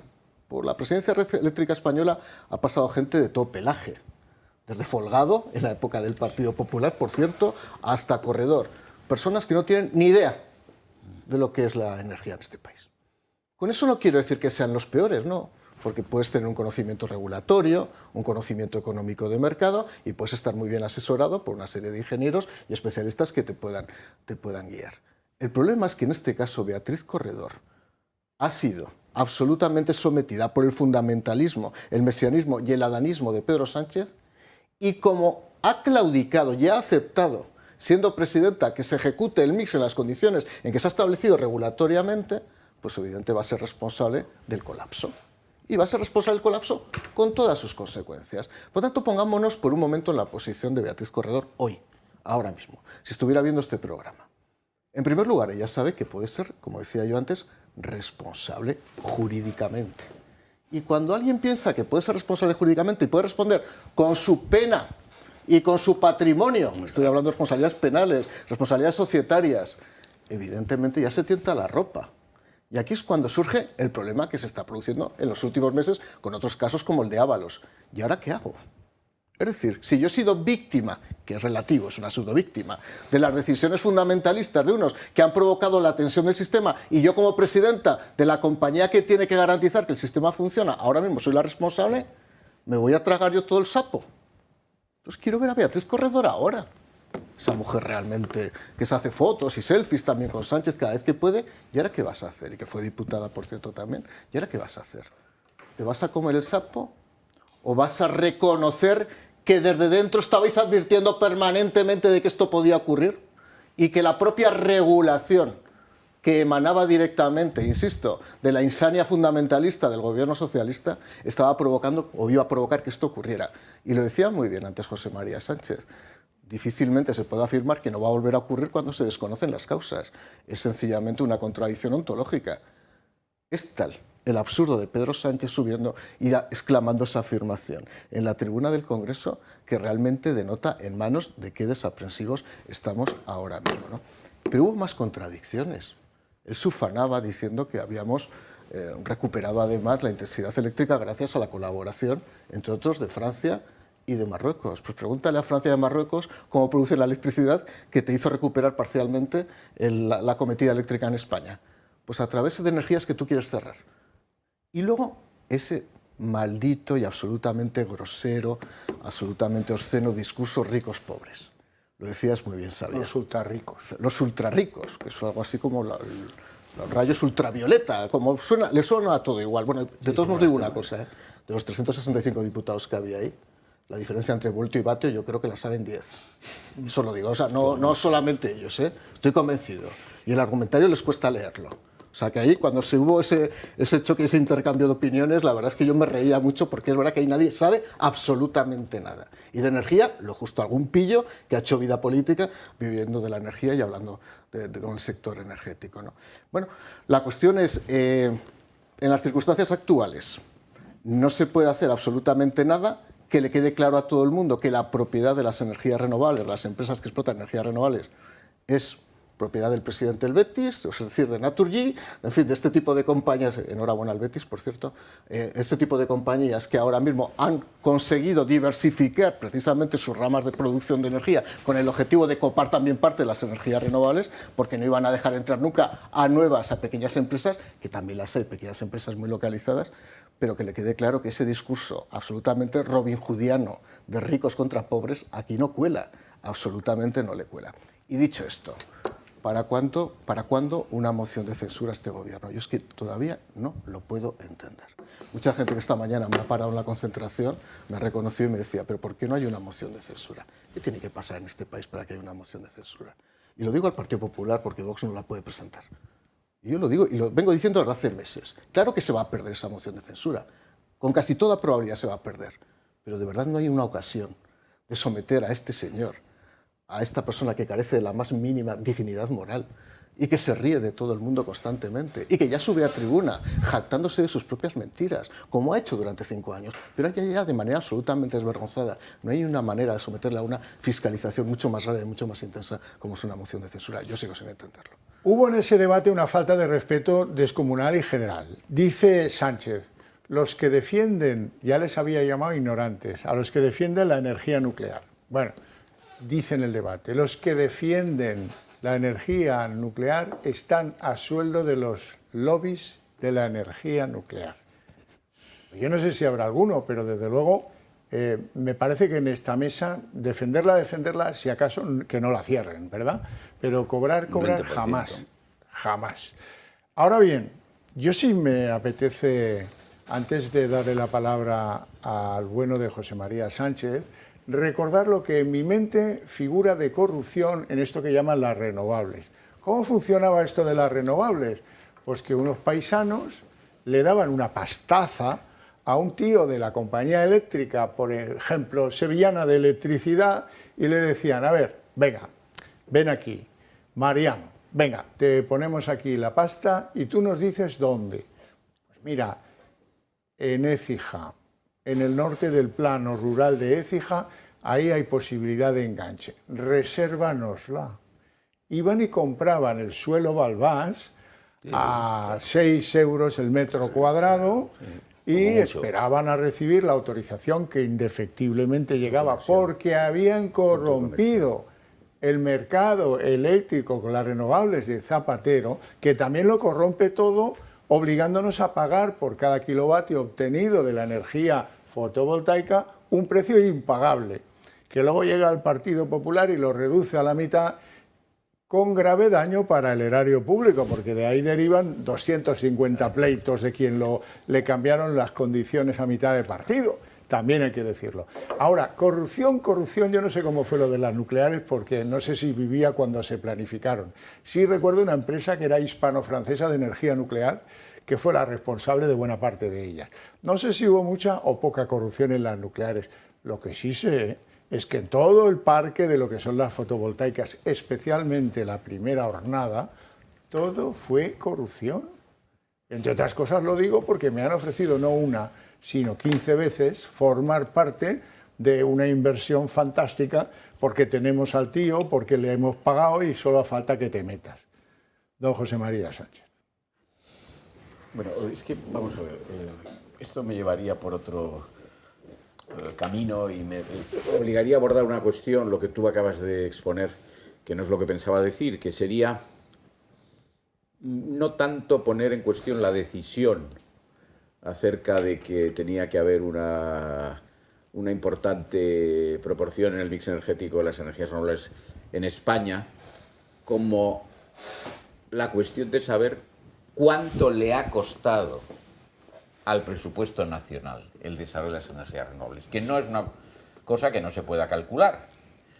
Yo no sé si a lo mejor con la idea de Mario Garcés en una tarde lo podríamos calcular, pero es de escalofrío, precisamente por lo que tú has explicado, no por el problema de la corrupción en cuanto a lo que se llaman los puntos de conexión y la reserva del punto de conexión, que era lo que se vendía cuando se vendían los derechos para promover una planta. No, por la llamada tarifa preasignada en subasta. Es decir, para que los espectadores me entiendan, la energía renovable que producía huertos solares, y que siguen produciendo, pero no ahora con este régimen retributivo, huertos solares de titularidad privada, esa energía tenía un precio que era artificial, que no era de mercado, y ese precio artificial, que no era de mercado, se pagaba por los presupuestos generales del Estado.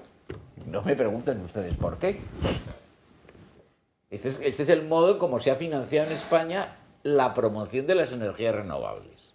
Bueno, mire, para esto hubiera sido más sencillo y no hubiera sido indiciario de ninguna concepción, vamos a decir, de economía, dirección central de la Comunidad Socialista, constituir una empresa nacional de energías renovables.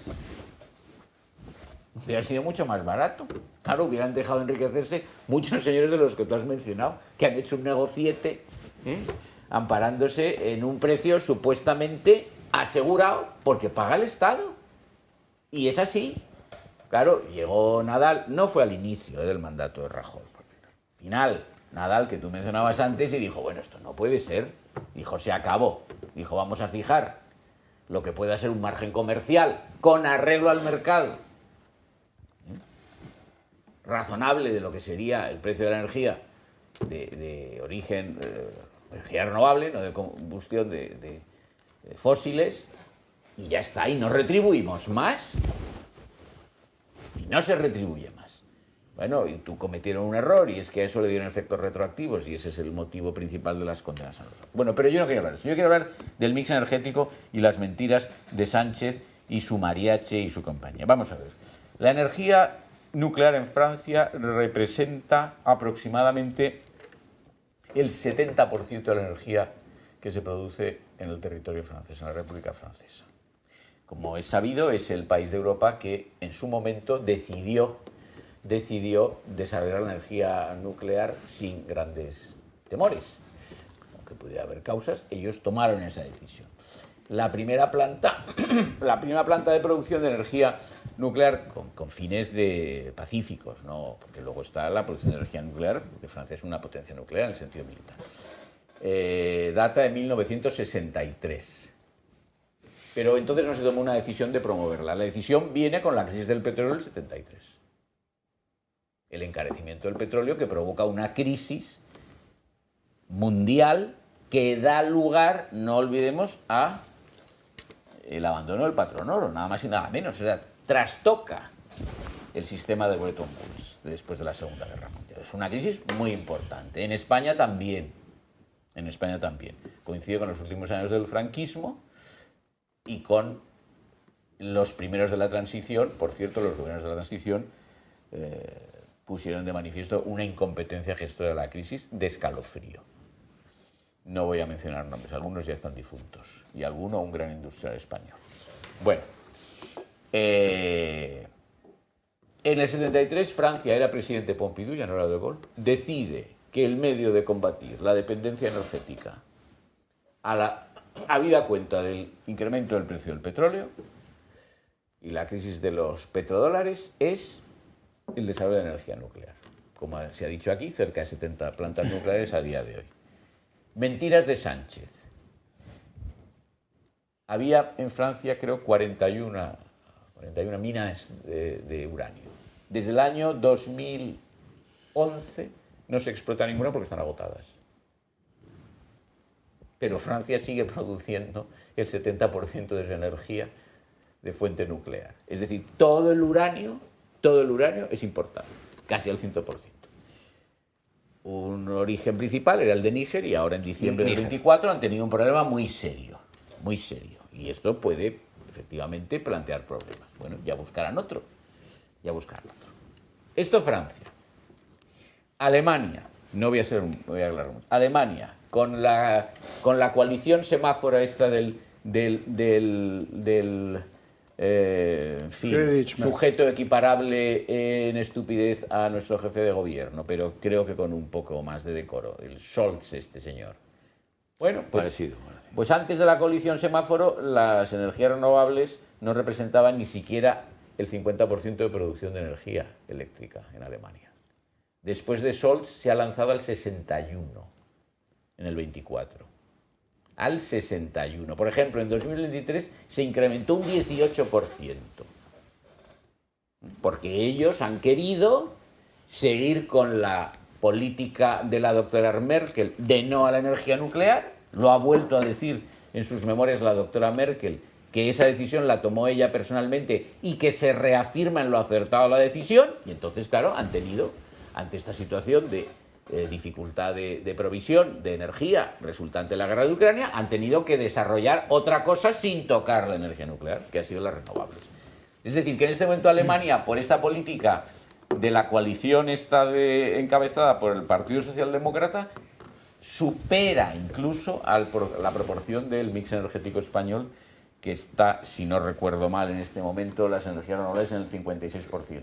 56% en la que la principal es la eólica.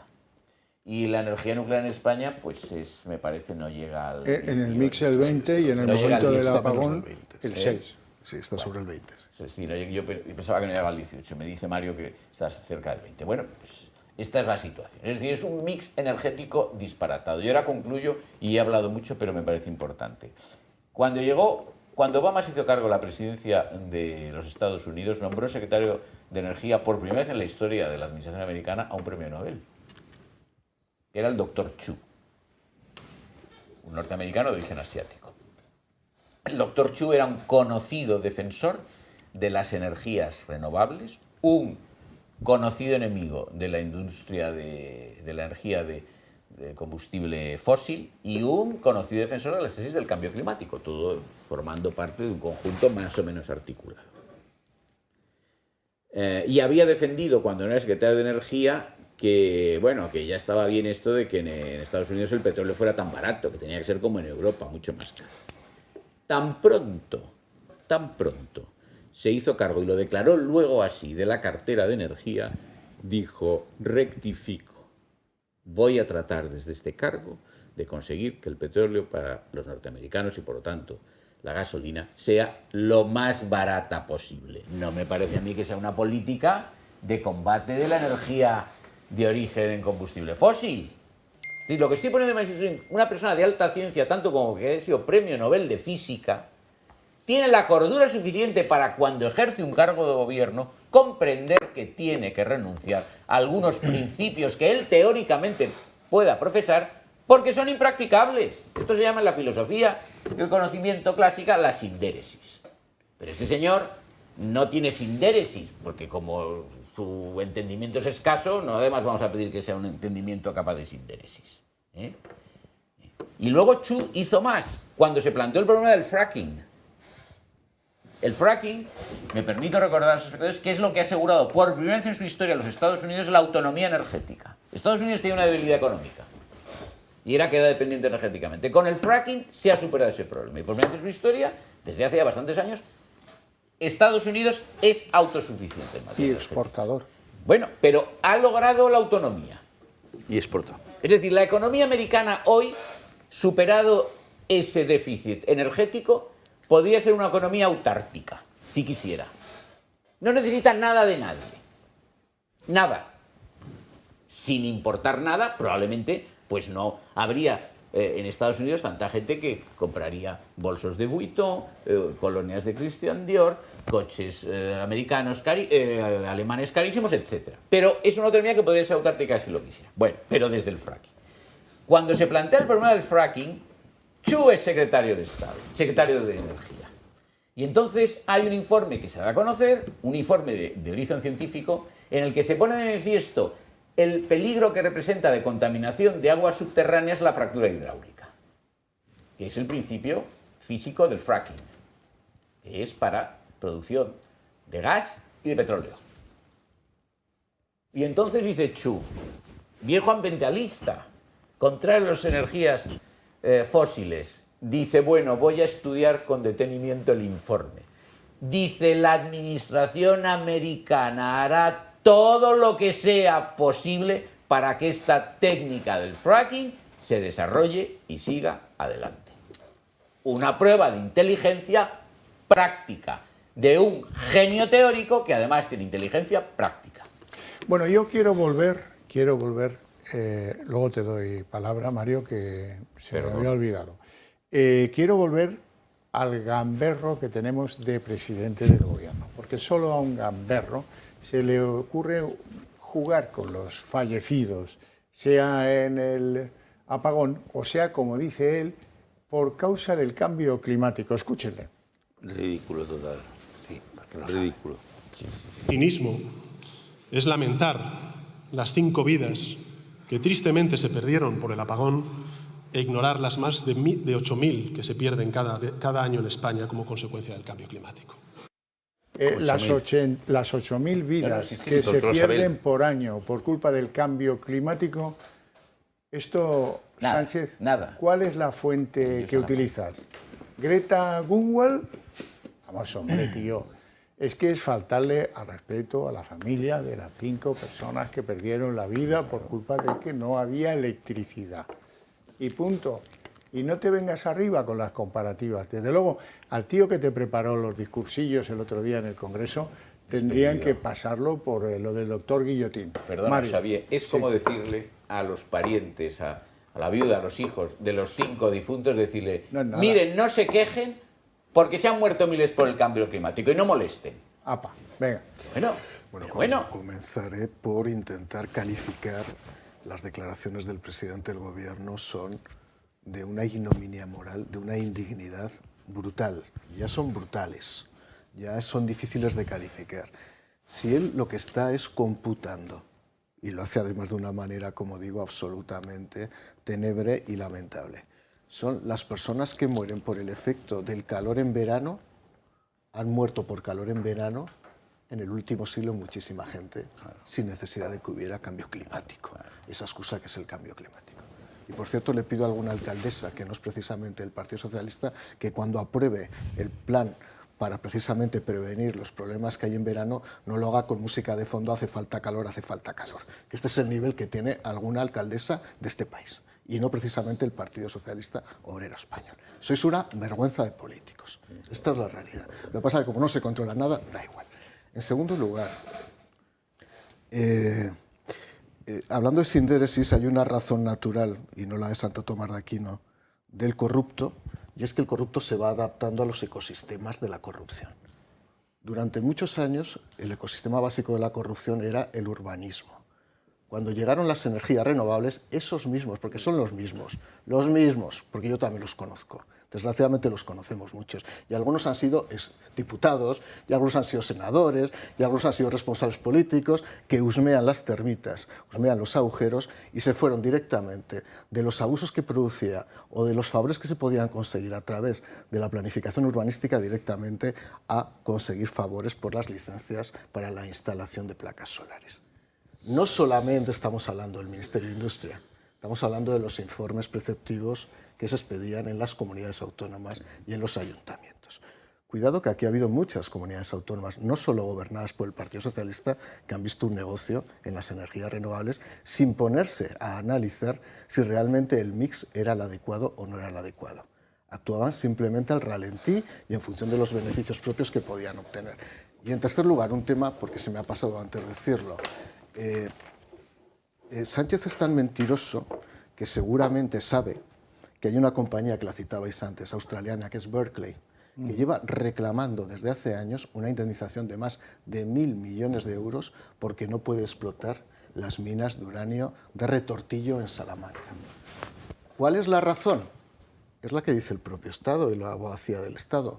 No es porque no haya uranio, claro que hay uranio en Salamanca y muchísimo, sino por razones medioambientales.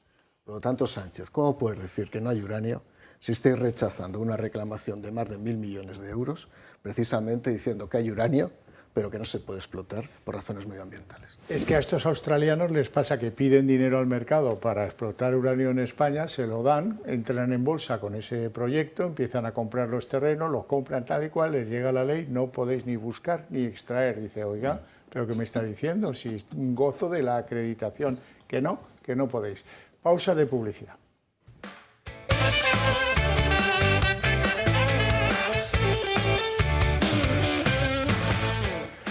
Don José Luis Balbás.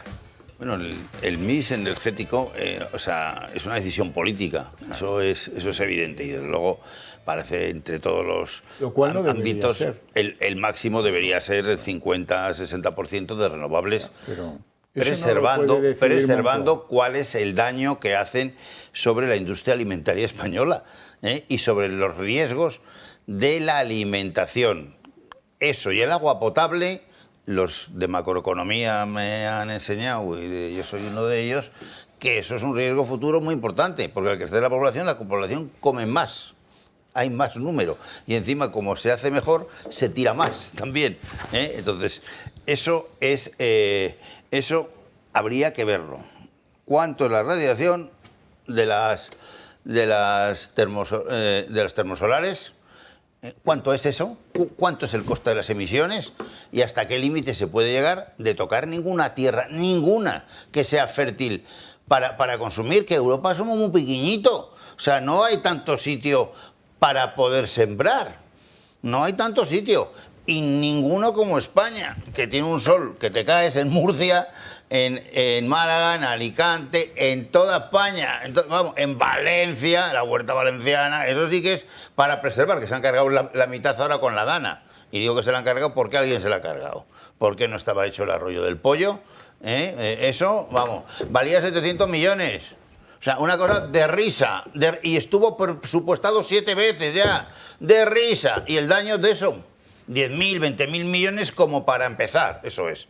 Y el daño del apagón eléctrico amor, es más de 7-8.000 millones, bla, bla, bla. A las pymes, no solo del día de autos, de lunes, el martes, que ya no trabajó ni Dios, porque bloqueó todo, y encima, en el caso de esa semana, la mitad quedó casi inutilizada. O sea, los costes de eso es brutal.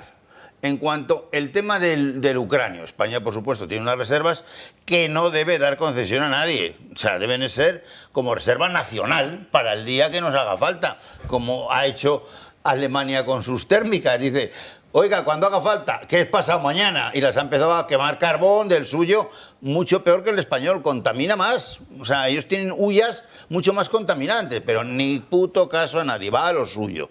Como Alemania está muy mal, entre mal y peor, porque el tema de la energía no solo le ha hecho la recesión, sino tiene una falta de futuro en la competencia tremendo, porque en Alemania, donde tenían 2.000 empresas, yo ya no sé si les va a quedar alguna, O sea, ese tema les quita la competencia.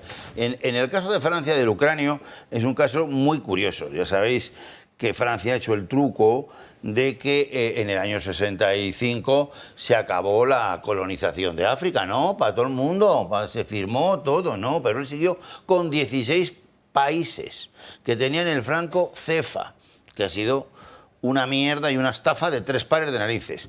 Uno de los países, de los 16, ya ha perdido 8. Se les han limpiado, pero total, democráticamente.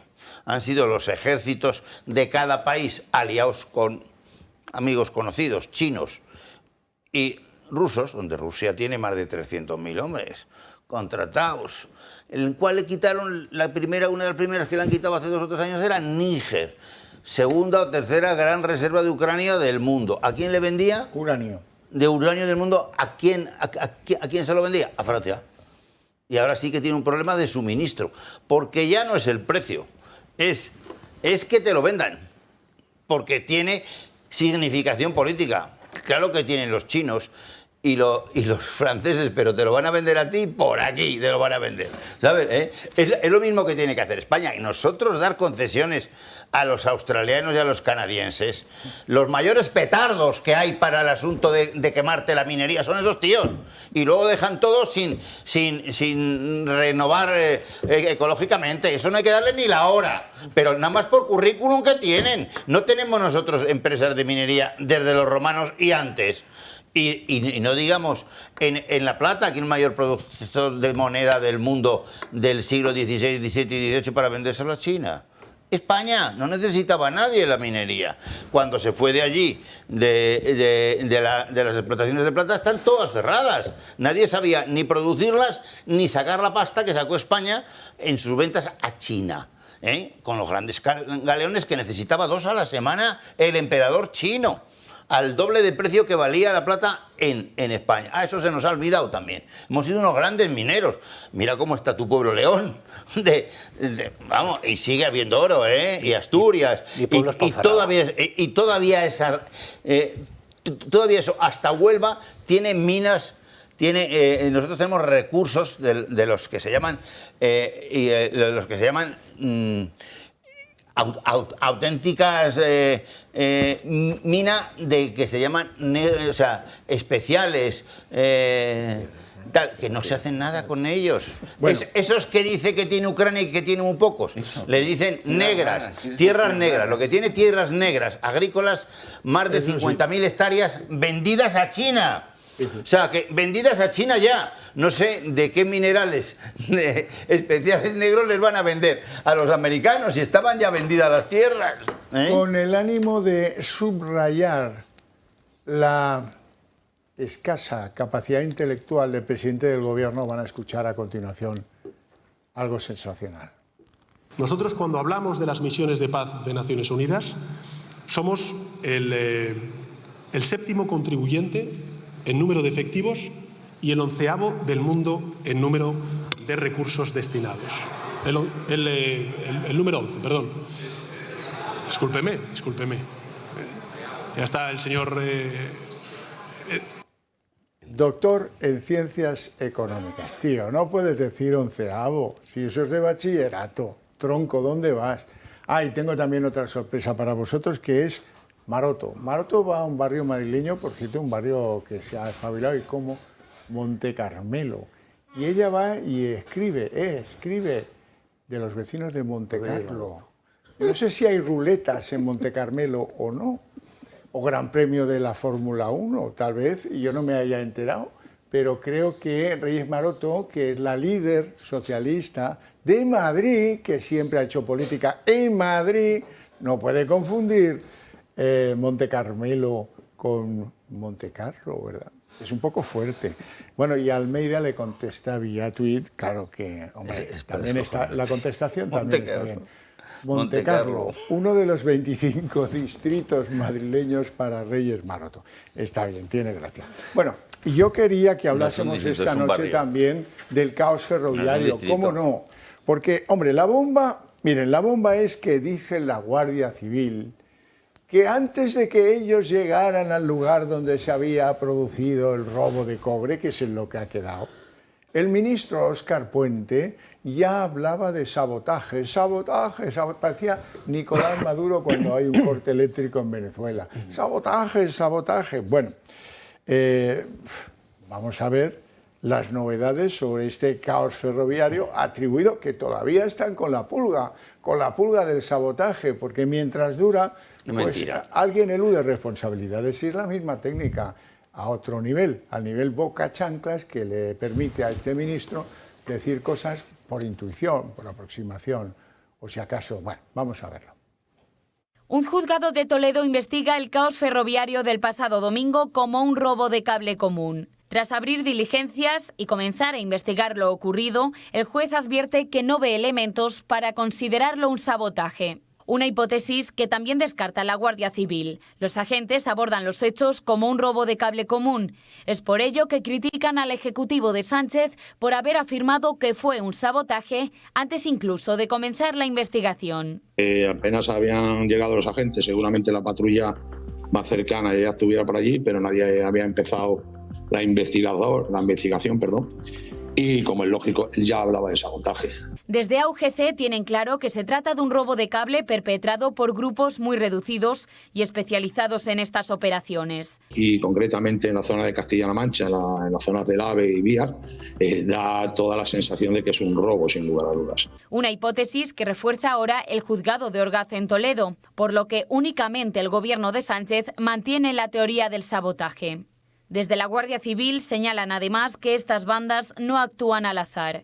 El día que ocurrieron los hechos, la patrulla más cercana al robo estaba a 20 kilómetros. Castilla-La Mancha es precisamente la comunidad autónoma en la que más robos de cable se producen. En 2021 la cifra se encontraba en torno a unos 2.300 y en 2024 la cifra se duplicó en torno a los 4.400. Únicamente el año pasado se registraron unos 800 incidentes y casi el 60% de ellos ocurrieron en Toledo.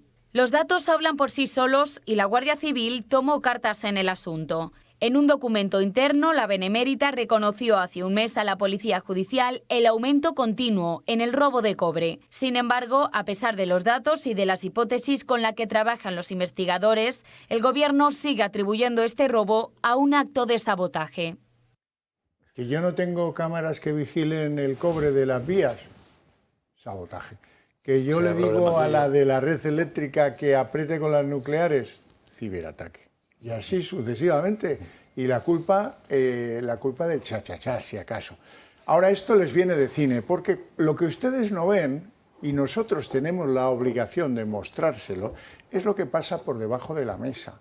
Por debajo de la mesa, desde Moncloa, se mandan correos a toda la tribu del PSOE y afines para decirles, oye, y vamos a ver, que os quede claro que de esto del sabotaje hay que culpar a los militantes de la derecha y la ultraderecha, que los lunes no tienen nada más que hacer que coger las cizallas enormes e irse a la vía del tren para provocar un desconcierto que afecte al gobierno. Y si eres tan lerdo que te crees esto, pues ya San Antón. Rojo. Es decir, yo durante mucho tiempo, gran parte de mi larga vida, siempre pensé que lo que era perjudicial para la sociedad, para la convivencia, eran los malos. Empiezo a pensar que son peores los tontos. Y he llegado a la conclusión de que en el caso de toda esta gente, me refiero a Pedro Sánchez y la cuadrilla, aunan ambos elementos, malos y tontos. No me acuerdo de todos los argumentos que se dieron, pero hubo uno que es de Inspector Gadget, de Sherlock Holmes. Dice, y fue el bocazas Óscar Puente, dice, es que es un sabotaje porque entraron, que lo repitió después el trueno de la Ría, Pachi López, que fueron a unos sitios en que no había cámaras. Sí, claro. Yo digo, oiga, los cacos no pueden no ser eminencias dignas de ocupar un puesto de investigador en la NASA, pero gilipollas del todo no son. Si tienes que robar, mejor donde no hay cámara que donde hay cámara. El primer argumento, discúlpame, Alfonso, el primer argumento es que han robado en los dos sentidos del trayecto. Claro, cortas aquí, te ves que hay uno enfrente, cruzas la vía y cortas el otro chorro. Y el segundo argumento es que han cortado 5 cachos de cobre. Bueno, claro, ¿y por qué no les cabía más en la fragoneta? Hombre. No, es que es todo, es de eso. Y después buscar. Yo creo que y después hay el argumento que tendría que haber salido, yo creo que además que tiene que salir políticamente, si es posible para unos simples cacos perforar en 5 sitios o en 4 sitios y robar cable, ¿qué exposición o en qué grado de exposición tiene usted los trenes? Pensando en terroristas, potenciales terroristas, ¿qué seguridad hay en España? Y después, es mentira que no sepan dónde. La electrificación de la red y la tecnificación de la red de alta velocidad les permite en el instante ver dónde se ha producido el corte. O sea, sabían dónde era. El problema es que son unos merluzos y piensan y dan por supuesto que la sociedad española es todavía más merluza que ellos. Y la Guardia Civil les ha puesto colorados. Bueno, colorados no, que digan algo, porque hay Marlaska tendrá algo que explicar. A un tipo que le matan los guardias civiles en Barbate, que le suben por el Guadalquivir con la música puesta. Si es que entra las arcolanchas ahora con el radiocaseta a todo volumen. A Sevilla, hombre. Los sindicatos de la Guardia Civil algo tendrán que hacer, colorados. Porque dicen de donde se produjo el robo a la unidad de la Guardia Civil más próxima, 20 kilómetros. 20 kilómetros, fíjate qué tranquilidad, cric, cric, cric, venga a cortar cable. Y son los que han dicho algo gravísimo. Dice, el ministro ya hablaba de sabotaje antes de que nosotros llegáramos a ver dónde se había cortado el cable. Mario Garcés. Bueno, yo estuve 6 años de subsecretario de ese ministerio, conozco bien esto, lo conozco bien. Afortunadamente entonces no estaba de ministro el cromañón este de Valladolid, convertido ahora en una mezcla entre MacGyver y el inspector Gadget, ¿no? Vamos a ver, es frecuente, desgraciadamente, en la red ferroviaria española que haya robos de esta naturaleza de manera constante. Es más, en mi época aprobamos un plan precisamente de prevención y de detección de este tipo de situaciones, que conseguimos parcialmente reducirlo, pero es verdad que en los últimos años se ha vuelto a incrementar nuevamente los robos. Este es un negocio redondo para los ladrones que actúan bajo estructuras organizadas. Y eso no es que lo diga yo, que alguien podrá decir que actúo de parte o porque intento salvar mi propia conciencia. Es que basta con que alguien haga una consulta en Internet para que se dé cuenta que hace un mes, hace 2 meses, hace 3 meses se han detenido a estructuras delictivas que operan esencialmente en Castilla-La Mancha, que operan en Madrid, que operan en Andalucía y que operan en Aragón, esencialmente, y en Cataluña, por toda la red, fundamentalmente desde lo que es Cataluña, desde que es Barcelona hasta Sevilla, operan constantemente determinados. Yo me he quedado en Guadalajara una vez.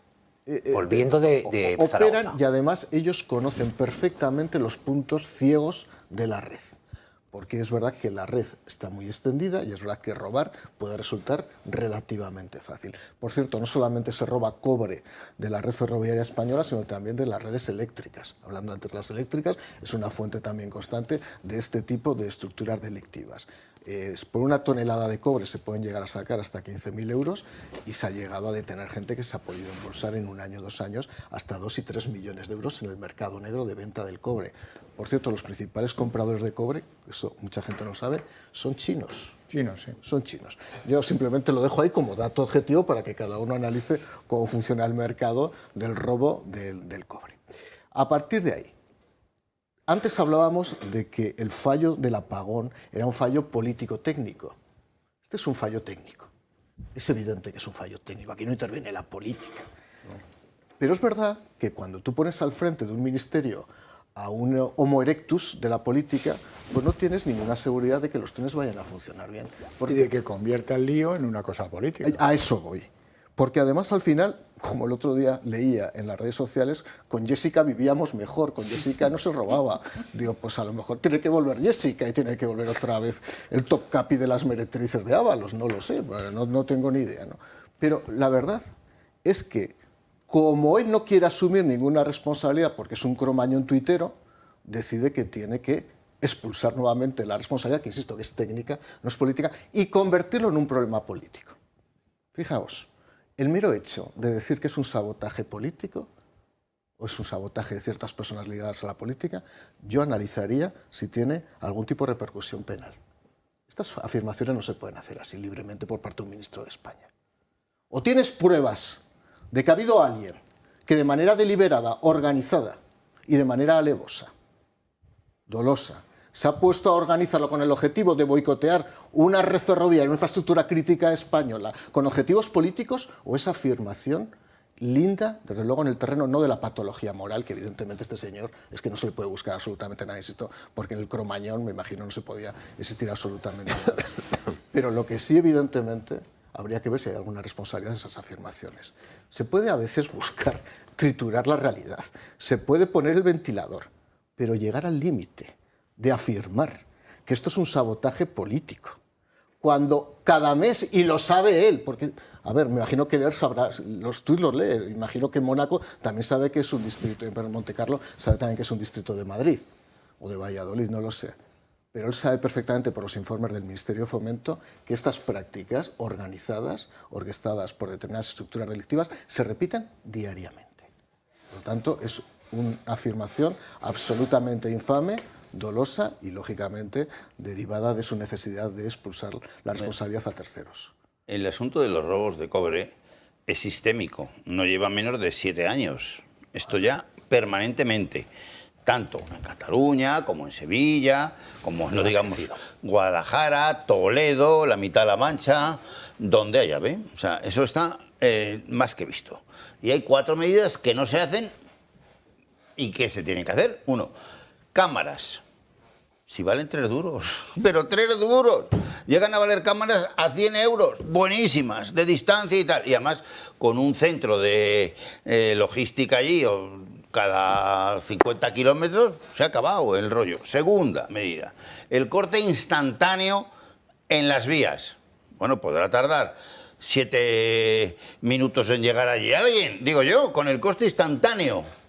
Y tienes nada más, pues 4 capataces allí preparados, con buenas armas, eso sí, y con visor de al menos 1 kilómetro. Tú fíjate lo que te harían en Francia o en Italia, como te pillen un saqueo nacional como este, donde se quedan 20.000 personas en los trenes con un riesgo de su vida gordísimo. No pueden trabajar esos días, no pueden nada. 11.000 la última vez, tíos, en los trenes metidos, con lo que supone de seguridad nacional. Es decir, que la seguridad, que es la tercera parte nacional de eso, menuda imagen a un país con 94 millones de turistas. El AVE es una joya mundial, el español. El español. Claro, te lo están destrozando. Y cuarto, los almacenes. No me digas que no sabes los almacenes. ¿Dónde están? El perista. Con una pericial. Esa tonelada de cobre. Pero vamos, vaya la Guardia Civil, detiene a los tíos, les pide 400 millones de indemnización por las roturas, les quita todo el cobre y lo que tengan allí, porque el embargo es automático por el juez, porque forman parte de la red de robo. O sea, me da igual que sea japonés que chino, que de donde sea. Los rusos no van a venir, que tienen mucho cobre, y los chilenos menos, que tienen más.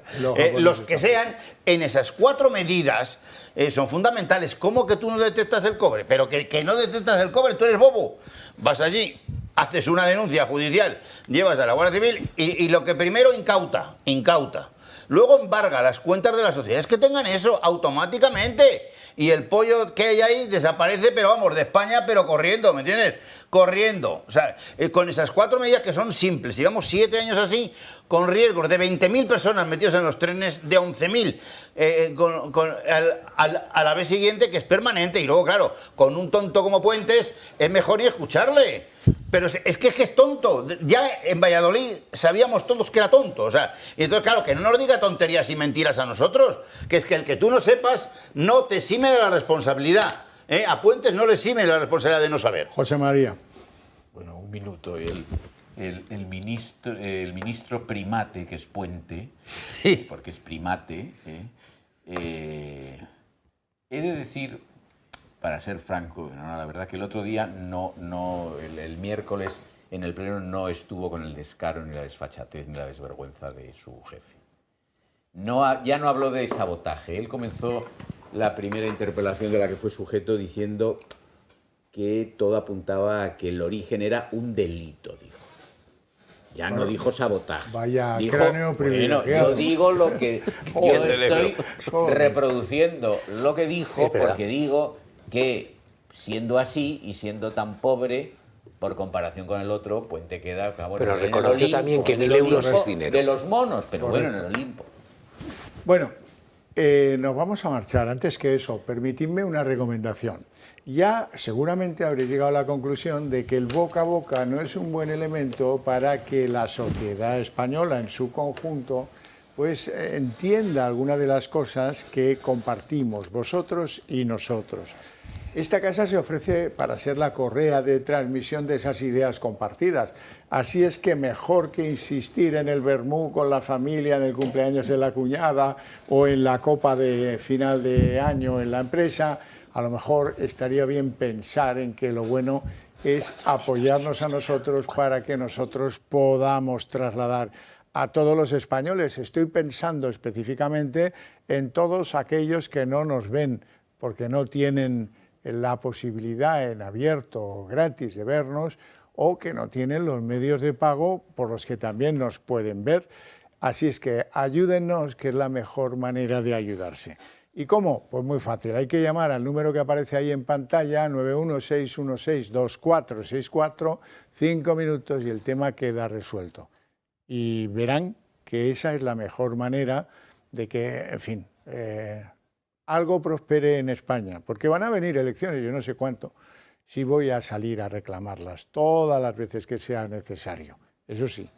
Pero van a venir elecciones y ese es el momento. ¿Y quién garantiza qué? Por eso hay que estar prevenido. No creo que nos haga correr Pedro Sánchez en lo de las elecciones, sobre todo al paso alegre de la desidia de la oposición española, que también hay que decirlo. Bien, les deseo un feliz fin de semana en lo que queda de él y les espero el próximo sábado a las 10:30 de la noche. Muchas gracias por elegirnos.